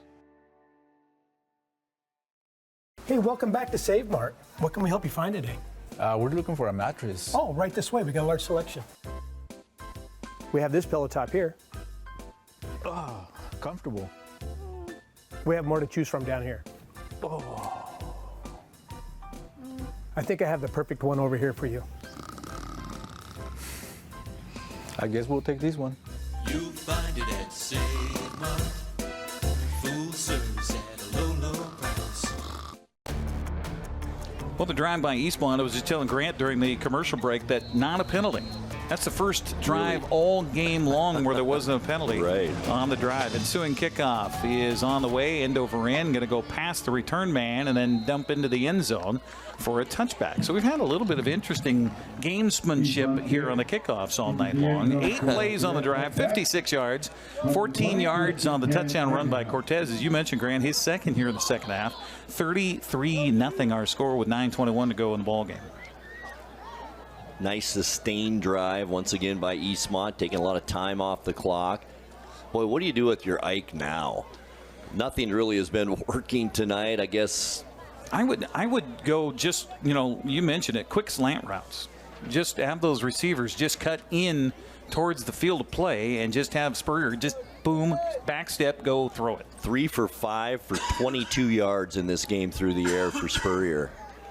Well, that's more than double what he had last week against Moses Lake, but it has been a rough night, and credit Eastmont's defense as well. Pin in the air is back now because they know they're probably going to run it or pass it, but they've run it. It's Certain, and he'll get back the line of scrimmage, and that is all. Eastmont, Logan Schmutzler. And Schmutzler out there on the tackle. The Riker Hall was in there too for Eastmont. Looks like we're getting some substitutes coming in. In fact, coming out of the game might be the last play for Tyson Gonzalez as he'll come out. And anytime you see guys with clean uniforms and those that are looking to the sideline and going, what do I do next? What do I do next? You got some fresh bodies on the field right now. We'll try to get you their names and numbers as we go. Here's another handoff. It is Certain, and he slips and falls. Do they put him down to the backfield? I think Adrian they do. Rodriguez, great tackle from his defensive back position. Let's see who we have up there. 36 for Eastmont is Isaac Perez. He was part of the Royal Court, if I'm not mistaken, and I think he's our king. I think so, too. Yeah, he's our king. Right. So he's out there right now. As Braden Jones comes out, also in defensively for Eastmont is Jackson Kenyon. 42 is out there. That's Joel Manring. Time's running out on this play clock. Yep. Riker Hall, we mentioned him in there defensively. And they got it snapped with just 1 second left. Spurrier getting pressure. Now going to scramble out of the pocket. Now throw downfield. The ball caught across the 35 to the 40. And against the substitutes for Eastmont, Eisenhower finally connects on a long pass play. Like about 22 yards on that pass and catch. I'll put him down at the 42-yard line. Yeah, isn't that their longest pass play of the game? It is, 22 yards. 22 yards on the play. See who else Eastmont has in there. Looks like Juan Orozco is up there as a defensive tackle right now. Moses Spurrier hands it off, and it is Certain on the handoff. And a good job by Evan Mathena, who's still in there for Eastmont. That will get him out to the 45-yard line, so a gain of 3 yards on the first down run. Our broadcast tonight brought to you by Save Mart. Shop smart, shop local, serving the Wenatchee Valley since 1962. Boy, big matchup next week, Grant. Eastmont at Moses Lake. That's the game of the year right there. Yeah, definitely. So last year it came on the final week, didn't it, of the regular season, I think it was. And that was for the Big 9 championship. High snap to Spurrier, got pressure, gonna be tackled for a loss and a sack on the play. Eastmont in there, and it's Adrian Rodriguez. With the tackle. Spurrier slow to get up. Boy, he's been knocked around here in this ball game and just doing all he possibly can. They're going to say forward momentum was out to the 38. Kind to give him a loss of 7 yards. Very kind. Third down. Ooh, he's wobbly coming off the field. Yeah, in fact, he's out. He's out. It's third down, and he's gone out of the game. They'll wind the clock. And it is the big fellow that has come in as a backup here for Eisenhower. It's Eagle McClellan. Eagle McClellan, who's a big fella. Snap back to him. McClellan throws out over the flat. The ball caught, 45. And still on his feet out to about the 48-yard line. The ball caught by Finn Hopkins. Holding on for the tackle, AJ. So Eagle McClellan connects on his first pass play of the night. It'll be 4th down for Eisenhower. Of course, they're going to go for it, trailing it in this game 33-0 with 6:20 to go here in the ball game. Let's see who they have at quarterback now. Did Spurrier come back in? Looks like it's somebody else. Yeah, all right. somebody else. Yeah, it is Spurrier. It is. Spurrier came back in the ball game. He'll throw it out the flat, and there's the 1st down yardage to Finn Hopkins. A couple of passes in a row to Hopkins, and a decent gain on the play. 12 there. 1st down into Eastmont territory. And I know you got a lot of backups in there right now, but the Eastmont defense would love to throw a shutout here tonight. Oh, absolutely. They'll put the ball at 39 of Eastmont. Eisenhower continues to drive here with under 6 minutes to go in the ball game, trailing at 33-0. And I think this game's almost a foregone conclusion. Handoff is Certain again, and he is hit hard, but somehow is able to get a couple more yards after the strike. Max Amon was out there. He's down too, Eric. Yeah. That was a big hit. You're right. It was. It was one of those hits he didn't see coming. Yeah, definitely. So it came from the side. And actually, that's a lineman that's down, Grant, not the ball carrier. So everybody's going to take a knee here. And like we said, kind of a battle of attrition here for Eisenhower. So many guys playing both ways. I believe on the surface right now is Xavier Gomez. He's one of their starters on the offensive line. And you hope and pray that it's not a lower leg injury or anything like that. Yes. And with the amount of players, they can't really afford any injuries on this team. No, definitely not. By the way, just a reminder that next week we'll be over at Wenatchee for the Panthers and the Davis Pirates. That'll be next Friday. And by the way, homecoming again next Friday. So I don't know if you have your crown still from back I'll have to dig it out somewhere. Okay. So the big fella up to his feet, gets a nice hand from the partisan crowd here, and will limp slowly off to the far side. But I do think that that's kind of where that tackle came from the side, maybe a leg whip or something that came around and hit the big fella. They'll put the ball at the 35-yard line, so his gain of 4 yards on that running play to Certain. And now, for all intents and purposes, we thought Certain was the one that was down on the play, but no. Certain still in there, looking like he's still in there. Maybe not. Maybe a new running back in right next to Spurrier. High snap again. Spurrier getting some pressure, throws downfield. The ball is almost intercepted right in the hands of Antonio Castillo. Or excuse me, no, that's not Antonio Castillo. That is the man who has a nose for the football, Evan Mathena. And Mathena had a sure interception, go for naught.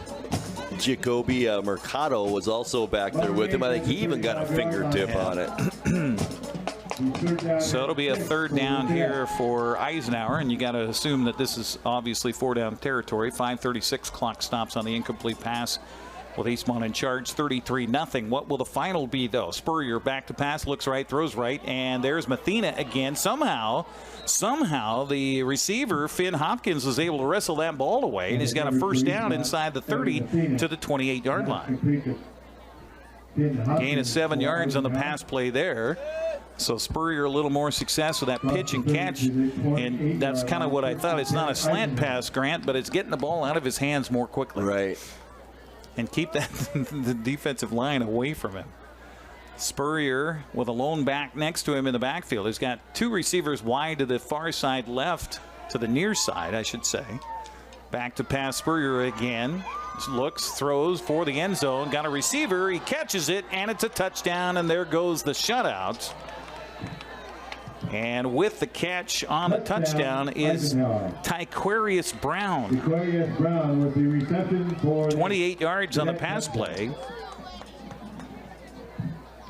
Not too shabby. You come in the game for your first catch, and it's a 28-yard touchdown for Brown. And that's Brown will go to the sideline. Doesn't it make you wonder, Coach, I told you, Coach, put me in there. Doesn't it make you wonder why they weren't doing this a little bit earlier? But they're playing against a lot of substitutes. And Spurrier didn't have that time that he's having right now. Yeah. So the first time in 3 weeks that Eisenhower is able to crack the scoreboard, and they do it here with 5:21 left in the ball game. And now it's been so long since they've kicked an extra point, they had to make sure they got the right bodies out there. They finally do, as Jordan Rios will try to tack on the extra point here. The officials with 3, with 2, with 1 on the play clock. And boy, I don't know if they got that snap away, but I think the officials are just going to pocket the flag and say, yeah, let's get to the kickoff. Extra point is good. We'll take a 60-second break and come back with 5:21 to go here in the ballgame. 33-7, Eastmont on top over Eisenhower on the NCWLIFE Channel. Chelan and Douglas, the 7th and the 12th. NCWLIFE is spending the days ahead of the 2024 election, quizzing candidates for local and state offices. From county commissioner all the way to the Washington Senate, we're asking the questions to help you make an informed choice on your ballot. You can watch these segments all this week after each installment of the NCWLIFE Evening News and catch up with all of our coverage of the most watched races anytime on NCWLIFE.com. Stay with NCWLIFE this election season and stay informed. Highlander Golf Course and Grill, located in East Wenatchee, offers terrific views and challenging play for golfers at every skill level. From the golf course to the grill, you don't need to be a member to dine in style and play golf too. Highlander's well-groomed fairways and greens keep it difficult, yet friendly for your regular rounds of golf or a new destination for you and your out-of-town friends. Contact the Highlander Pro Shop today to schedule your tee time, outing, or tournament. Open 7 days a week, where everyone is welcome to play and eat. Well, Grant, do you put your hands team up close? I don't think Eastmont has their hands team out there after the touchdown. I would try an onside kick. Why not? Nope. A boot downfield taken by the up man at the 20, 25, 30. Look out to the 40 and then hit hard. Who was that on the return for Eastmont? He refuses to go down, just saying, not going to do it. So that's Jacoby Mercado on the return for Eastmont. Pretty good return right there. The drive, by the way, for Eisenhower, going to make that bus ride feel a little bit better. 11 plays, 80 yards, 28-yard pass play from Spurrier to Brown. Extra point makes it a 33-7 game. 4 minutes on the drive, 5:12 left in the contest. And if you're Eastmont and Coach Jay Foster, you just want to wind this clock down and get the heck out of here. And do we have a new quarterback? Looks like we do for Eastmont. It is Max Amon in there. Handoff to the fullback. We got new bodies all over the place, so we'll grab those as we go. The ball started at the 43-yard line. This ball after the run is put down at the 46. So one play for Max Amon. Oh, nope. Now he'll go to the sideline and then get a play and then go back in there.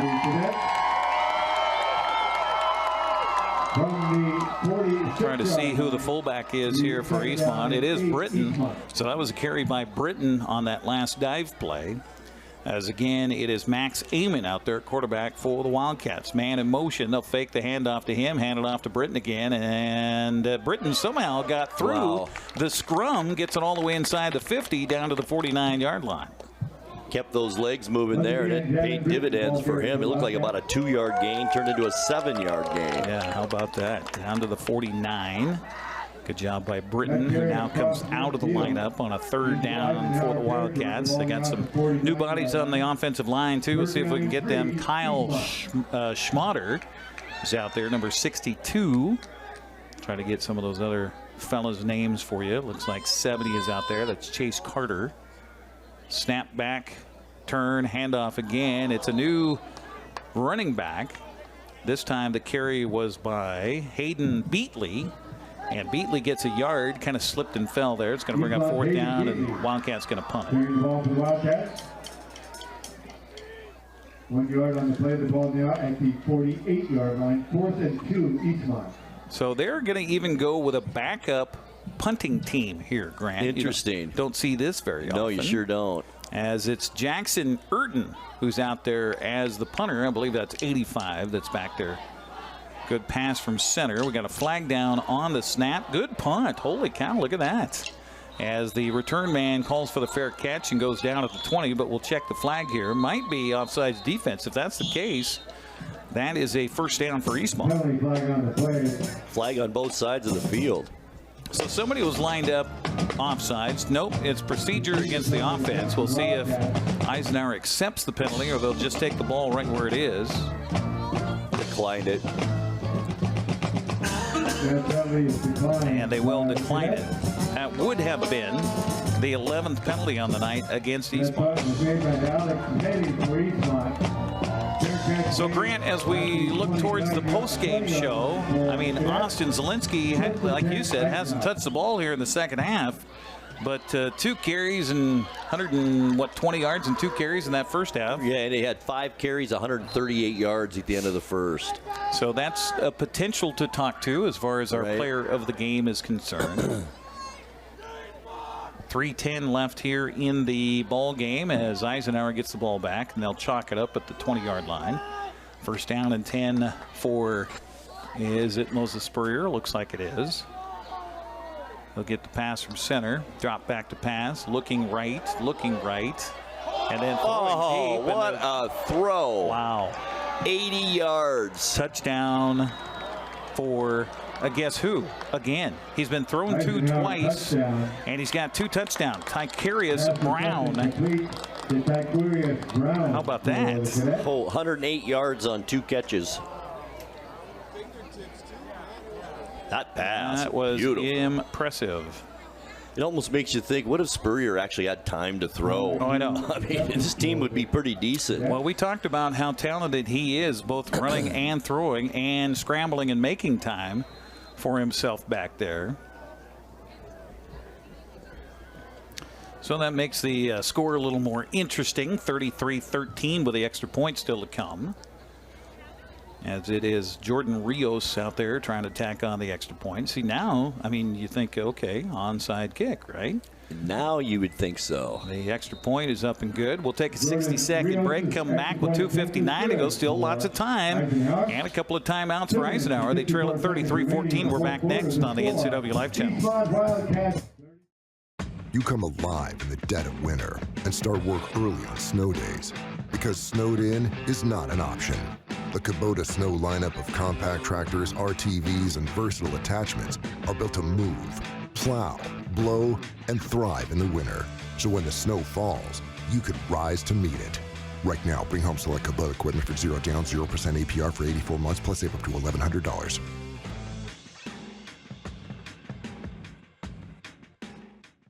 Hi, I'm Eric Granstrom with the NCWLIFE Channel. If you'd like to come out and help us film football, volleyball, soccer this fall, we've got $75 waiting just for you to become part of our team and get behind this camera and help us bring the broadcast to North Central Washington. All you have to do is email me, sports@ncwlife.com. That's sports@ncwlife.com. And help us not drop the ball when it comes to our sports coverage on the NCWLIFE Channel.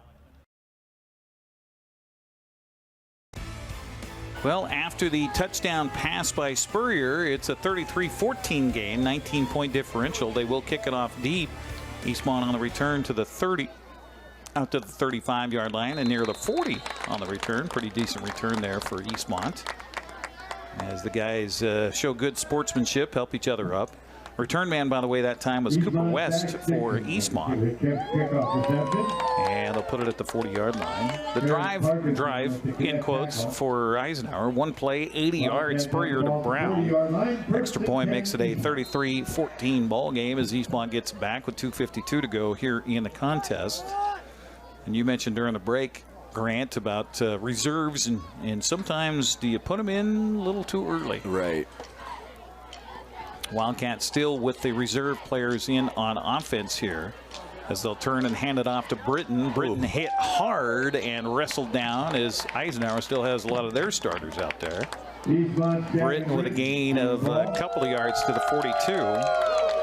Tackle made by Ken Hopkins for the Cadets. So a couple of yards there for Britton. Again, the quarterback now for Eastmont, is Max Amon.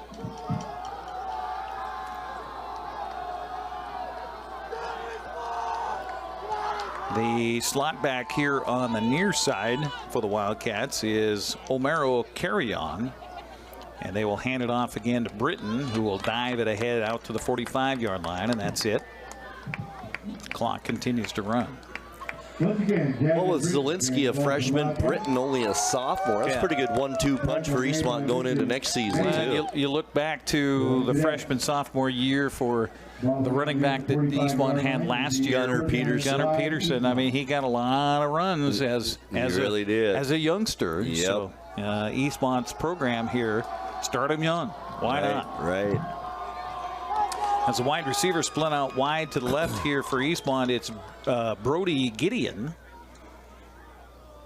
They'll turn, hand it, and boy, going to lose yardage on this play with a lot of leakage up front, as the ball carrier had really no chance on that one with the carry for the Wildcats that time.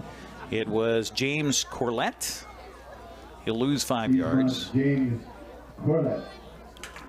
Back to the, well, they'll say the 41, so a loss of 4 yards. Brings up a 4th down for Eastmont. Well, they punted it moments ago, and then Eisenhower scored on one play. Wildcats chewing up clock here. As we are now under a minute to go, they'll probably take a 5-yard penalty and then punt it away. The final score here will not be as close, or will not be indicative of the game. It's been pretty much domination by Eastmont, and had Eastmont not put reserves in, I don't think that Eisenhower would have cracked the scoreboard. No, I don't either. In fact, it might have been a running clock because Eastmont. No, they had opportunities. That is for sure. Our broadcast tonight on the NCWLIFE Channel brought to you by Together for Youth, encouraging you to dispose of unused and expired prescriptions to protect the youth and the environment. Find a kiosk near you by visiting medproject.org. Also by Valley Tractor, North Central Washington's trusted equipment and rental dealer for 75 years. Again, next Friday we'll be at Wenatchee. Davis and Wenatchee homecoming for the Panthers. Join us for the pregame at 6:30, kickoff at 7 o'clock from the Apple Bowl. Tuesday, October 22nd, it's Davis and Eastmont girls soccer live. Sebastian Moronga and Matt Weisen will have the call. And then on Thursday, it's a Thursday night game. We'll broadcast that live on Facebook and then broadcast it on television the next night, because Thursday night is hockey night here for the Wenatchee Wild. Chelan and Kashmir battle for the bronze shoe. We'll have that one on Thursday, October 24th, right here on your local TV station, the NCWLIFE Channel. Well, last time he was out there to punt, I thought he did a good job. And he's back there again to punt. He did have a nice punt. Yeah, and I think that's 80. That's 80. Is it 85 or 88? Is it Brody Gideon? I think that's 88. Yurton. So 88. Low snap and got it away. This one goes off the side of his foot and will go out of bounds. And still a decent punt, as it turns out to be. Is it 88 or 86 as he comes to the sideline here? No, that's 85, Grant. So that is Jackson Yurton on the punt there. So nice job by Jackson. Eastmont will go back on defense now. And Eisenhower still has 2 timeouts. And they'll get the ball, where did they put it? At the 29-yard line. 39 ticks left in the game as the Cadets will get it here. Wanted to thank our crew for the broadcast tonight. Malcolm Whitehall back at the studio along with Ethan Leonard. Welcome Ethan on our replay. Tucker Wagner, our line producer, on site tonight. On cameras, Dan Kuntz, Paul Collard, Victor Abarca, Tim Bernowski, Scott Patterson, Callie Benson, Jesse Ventura, and Luis Sandoval. A lot of folks coming in from the Wenatchee Valley Tech. Here's another big long pass downfield. This is going to be picked off.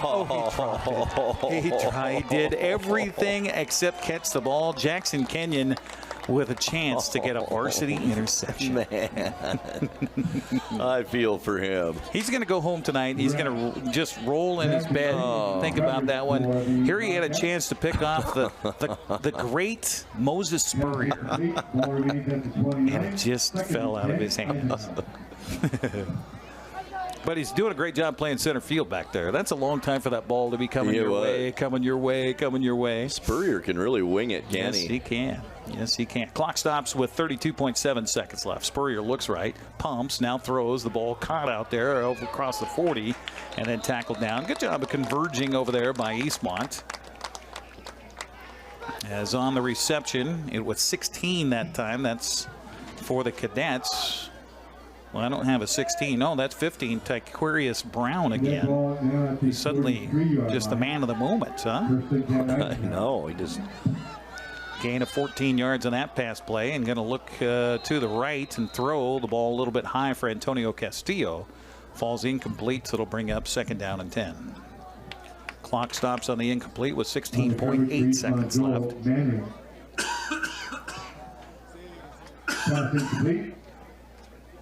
So 2 touchdowns running in the first half for Austin Zelinski. A couple of touchdowns running for Julian Cortez in the second half. Eastmont doing enough tonight. Oh, just enough, really, and played good defense. Yes, they did. Back to pass again. Spurrier looks right, throws right. The ball sailing over the head of Brown, as Brown was kind of running on a post pattern, and that ball was like it was a flag route up the far sideline. Incomplete. 3rd down and 10 coming up. So if you're Eisenhower, you got to take a little solace in the fact that you outscored Eastmont here in this 4th quarter, 14-7. Right. Got to take a positive out of this. Yeah, well, yeah, you sure. have to. Yes. You have to. They finally got their offense going. Not like they wanted to, but again, against backup players. And a handoff here, dancing around, still dancing, still on his feet. It's Antonio Castillo. Castillo's going to take it ahead for the 1st down, but I think the time will wind out here on the game. After the run by Castillo, they'll put him down to the 42-yard line, so a gain of about 15 yards there for Castillo. And they'll wind the clock, and that will be the end of it. And it will be Eastmont with the win on homecoming night tonight here at Eastmont Wildcat Stadium. 33-14 is the final. We will go down post-game coming up, and we'll grab somebody. I don't know who, but we'll grab somebody, and that'll be coming up. Grant will also have the final stats in this one. As the Wildcats improve to 5-1 on the season, they remain unbeaten in Big 9 play. Moses Lake with a non-league game tonight, so the two will be tied atop the conference when they meet next Friday night. We'll talk to Jay Foster about that as well on the postgame show coming up here on the NCWLIFE Channel. Again, the final score, Eastmont 33, Eisenhower 14. We're back after this.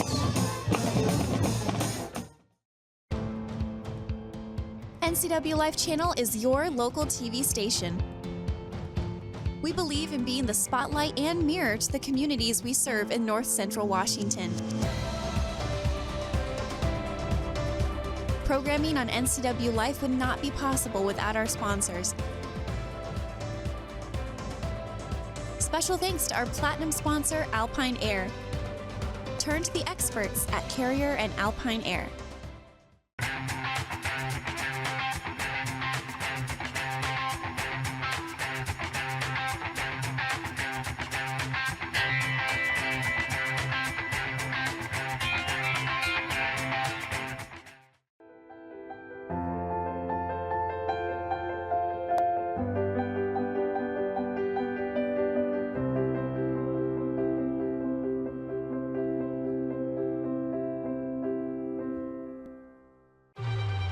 To name yourself after the highest peak in North America? Maybe that's audacity.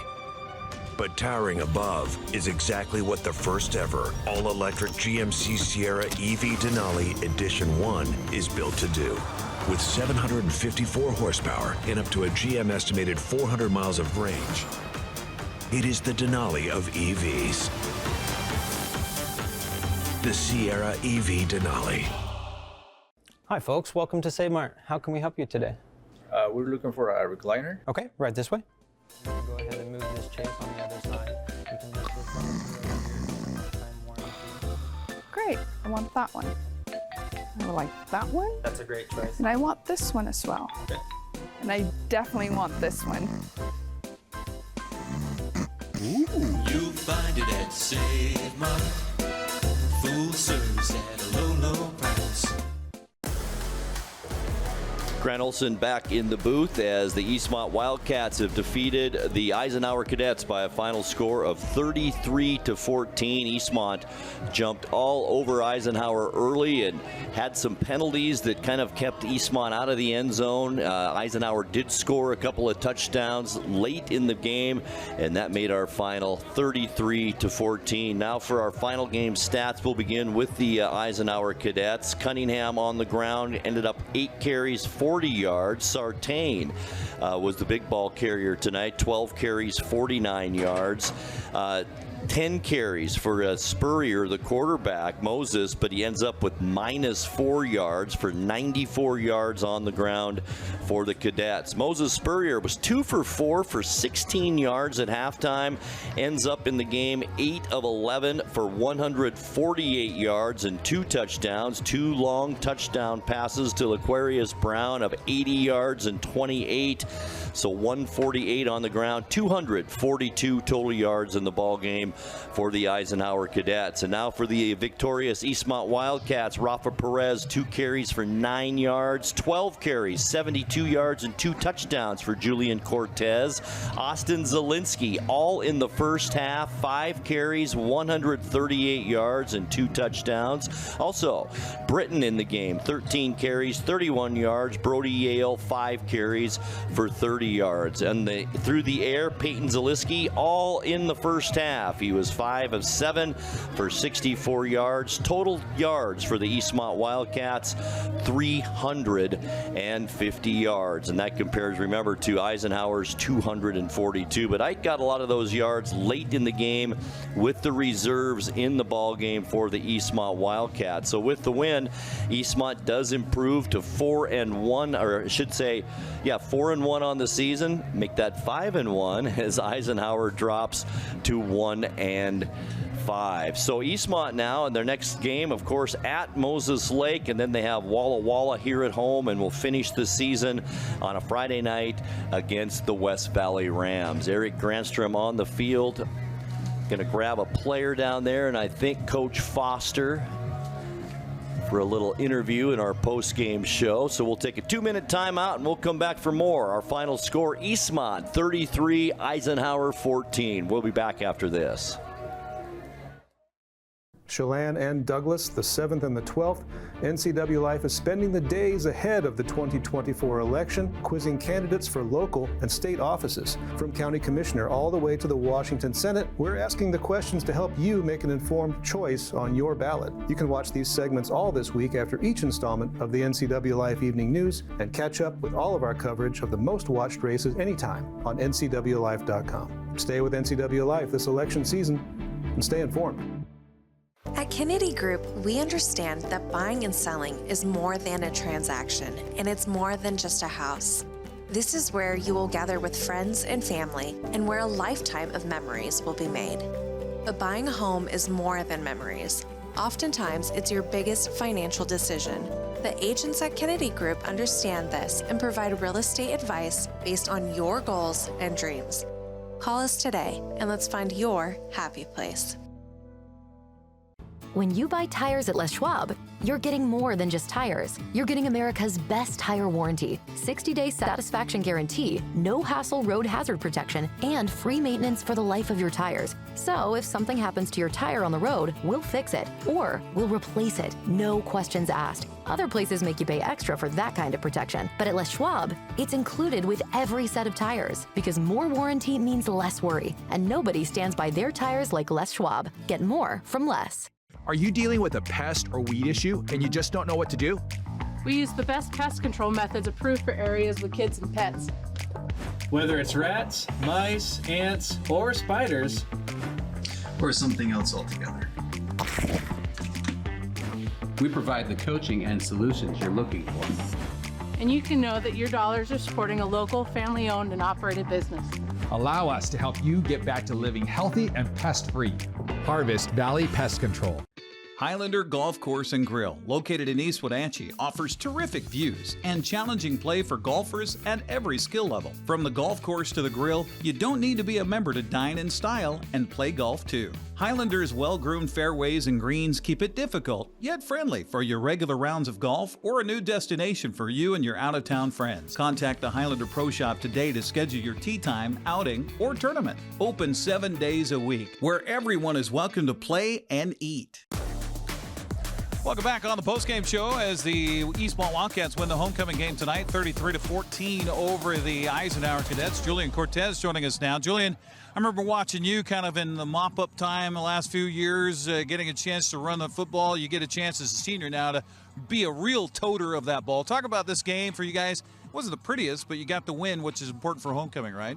Yeah, it was a pretty good game. Our running backs, we struggled a little bit in the beginning and stuff with the blocks, but after a while, we got the end of it, how they were playing in defense and stuff like that.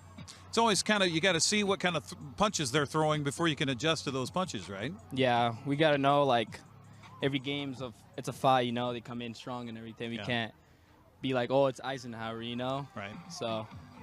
There was some extracurricular tonight. They got more flags than you guys did for that kind of stuff. How do you stay out of the emotion part of that and not get involved in that kind of stuff? Just keeping our mouths shut and just, you know, just having each other's backs and just not talking as much and let the refs do what they got to do. So last week against Wenatchee, you didn't touch the ball very many times, but boy, did you have some success. Second half, this game kind of looks similar. What kind of adjustments did they make for you, and was there blocking changes when you got the ball? What happened there? Just usually when I run the ball, there's a lot more flags, you know, so it's unlucky, but this time, very good blocks by my offensive line, running backs, and, you know, they wanted me to get a first touchdown because it was my first time getting a touchdown. Yeah, that's right. That's right. Congratulations. Not only one touchdown, but you got two in that second half. What's it feel to get in the end zone like that? There's a lot of people watching this that have never scored a touchdown in their life. So what's that like? I mean, it feels very good. Seeing those lights flash and then the band play, you know, you just feel so excited, you know? Okay, so what's the plans for the dance tomorrow? You got a date? You're going to go? What's going on? Yeah, I got homecoming, so she's actually over there. So. Oh, okay. All right. Did you want to do a little shout out for her right now? Shout out to Giselle and my mom, Patricia, and my dad, and Max. Okay. Homecoming court. Did you get a chance to know who got the king and queen and stuff? Yeah, one of my cousins, Isaac. That's awesome. So that's very awesome to see that he won that. Well, congrats on the win tonight. Congrats on the second half touchdowns for you, and big game next week, Moses Lake. Give us a little preview. I mean, that's the battle for number one, right? Yeah, that's a very tough team. We got to go with everything we got, and plus it's at their home, so it's gonna be loud and stuff. So it should be a good game. Well, Julian, congratulations on the win. Julian Cortez joining us here on the postgame show. We'll come back after the Eastmont Wildcats knock off Eisenhower 33-14. We'll talk to Coach Jay Foster coming up next on the NCWLIFE Channel. Well, looks like our surgery patient is feeling better today. Yep, I didn't need any oxy today. I thought I'd do a little surgery on the drain. Huh. Do you need your pain pills anymore? No. Well, we should get them out of the house. There are places to drop them off. Yeah, okay. Actually, I can do that right now. And I will look at the drain. Prevent opioid misuse. Find safe medication return options near you at med-project.org. Apple Valley Honda is bringing the future of driving to you. Introducing the all-new, all-electric Honda Prologue EV. Say goodbye to gas stations and hello to a whisper-quiet ride and zero emissions. The wait is over. Finally, a local option for a quality EV from a brand with a track record of exceptional quality and reliability. Experience the Honda Prologue EV for yourself at family-owned Apple Valley Honda. Stay close to home and visit us at Apple Valley Honda today for the life you live. Eastmont wins homecoming tonight, 33-14 over the Eisenhower Cadets. Coach Jay Foster joining me now. And Jay, I know there's probably a lot of things you'd like to clean up about that game, but in the end, you get the win, and that's most important. Absolutely, yeah. Everybody's healthy, and I think you had said that to me, keep everybody healthy, earlier. So we were able to do that. Got a lot of kids some playing time, which haven't been able to do all year long, so that was awesome too. Watch the young guys play down the stretch. They learned from that stuff, good, bad, or indifferent. They learned from it, so it was a good night. Just talk about a halftime. I mean, you had a chance to be up on the board, maybe 30-some points at halftime. Yeah. You had a turnover down, in there late. Had some penalties and things like that. What'd you talk about? Well, we talked about cleaning it up. That goes right back to the beginning of the year. Those are our issues. We've moved the ball on offense, and then we've shot ourselves in the foot, either turning the ball over or having dead ball penalties or, silly things that all of a sudden put you behind the sticks as opposed to ahead of them, which we've been. And we talked about that. I mentioned that once or twice during our halftime meeting. So, well, you had an extended halftime to be able to have a few more conversations. We did. We talked about it a little bit more. So that was the biggest thing. Just making sure we clean stuff up. Are you taking the wife to homecoming dance tomorrow? Absolutely. I got a shout out to my wife. Apparently, that's the key. It's the theme of the night. I like your shirt there, by the way. That's a Rydom cow cat. There's a story behind that. Well, let's talk about this as far as defense. I'm sure would have loved a shutout tonight, but you got some guys in the play. You got some backups in the play on defense, and Spurrier throws a couple of long touchdowns. That's the end score. Correct. But more importantly, you got guys playing time. Now you get ready for this matchup next week. And I know we were talking about it on the broadcast. Hard not to look ahead when this is the game of the season coming up next week at Moses Lake. Yeah, we all know it. Everybody knows it. I mean, this is what it comes down, seems to, every year for the last God knows how many years, we talked about all week long. We've been talking about Alabama, Vanderbilt. Don't get caught looking ahead. Yeah. And so, especially after an emotional game like last week was with Wenatchee, and so the theme all week was, let's not get caught up in homecoming. Let's not get caught up in looking beyond to Moses. Let's take care of business here first, and then work from there. I think one thing, a lot of coachable moments, what we're talking about on the broadcast tonight, about the things that you need to clean up between now and next week, because you come out like that, have some of that issues with penalties and turnovers. Against Moses Lake, you're not going to have a chance. No, you can't do that against good football teams, and that's the stuff that we've been preaching all along. You'll get away with those teams that are iffy, but you're not. It's not going to happen with the good football teams. And I hope we had cleaned it up from last week. We fell back into it. If we clean it up, we'll be okay. Right. If we don't, we're going to have to control the football. I think that being said, there's motion penalties all over the place. I don't know what that was. If there was a, sometimes we're talking on the broadcast too, that's a pregame conversation between their coaching staff and the officials saying, hey, watch for this. I didn't see it going on. What was that? Both. They didn't like the way our quarterback during the motion, how he handled his body as he was calling it, right? Okay. All right. It was like, okay. It is what it is, that was most of the penalties tonight. But I will say, too, your guys stayed out of the extracurricular. They had some issues. Right. They helped you on one drive with, 3 15-yard penalties. Absolutely. And you got to be proud of your guys for not getting involved in that. Yeah, we had talked about it. It was getting chippy at halftime. Yeah. And we had talked about we have things that we have to look forward to. And at that point, it's 19-0. We're in control of the ball game. Unless you completely fall apart, you've got a W. And our whole goal in the second half was, let's play clean, let's stay out of trouble, let's get ready for next week. And you hate to say we were looking to next week already, but at 19-0, we're saying we've got to fall apart in order for this to end bad. Well, it's going to be fun. We had hoped to go to Moses Lake and follow you guys there next week, but the Mavericks said no to us. So we'll be in Wenatchee next week, and we'll be certainly watching with bated breath to see what happens. Well, it'll be a fun ball game. It always is with them. Yeah. And we just got to go do our stuff. All right, congratulations. Thanks, Jay. Eric. Appreciate it. Jay Foster in the win on homecoming, 33-14. The final. Will come back and wrap it up right after this on the NCWLIFE Channel. NCWLIFE Channel is your local TV station. We believe in being the spotlight and mirror to the communities we serve in North Central Washington. Programming on NCWLIFE would not be possible without our sponsors. Special thanks to our platinum sponsor, Alpine Air. Turn to the experts at Carrier and Alpine Air.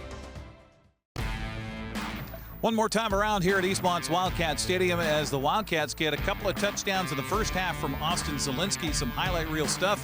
They get a couple of grind-em-out type of touchdowns from Julian Cortez in the second half, who joined us as our player of the game here in the second half. They get a field goal, they get a safety, they get a little bit of everything here tonight.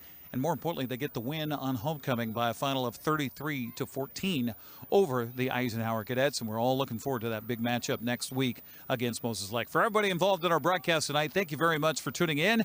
And be sure and join us for more local sports on your local TV station, the NCWLIFE Channel. Have a good night, everybody.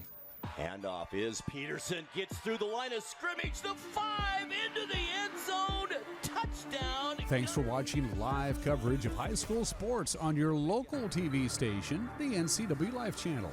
Today's broadcast has been a presentation of our Platinum supporter, Alpine Air Heating and Cooling.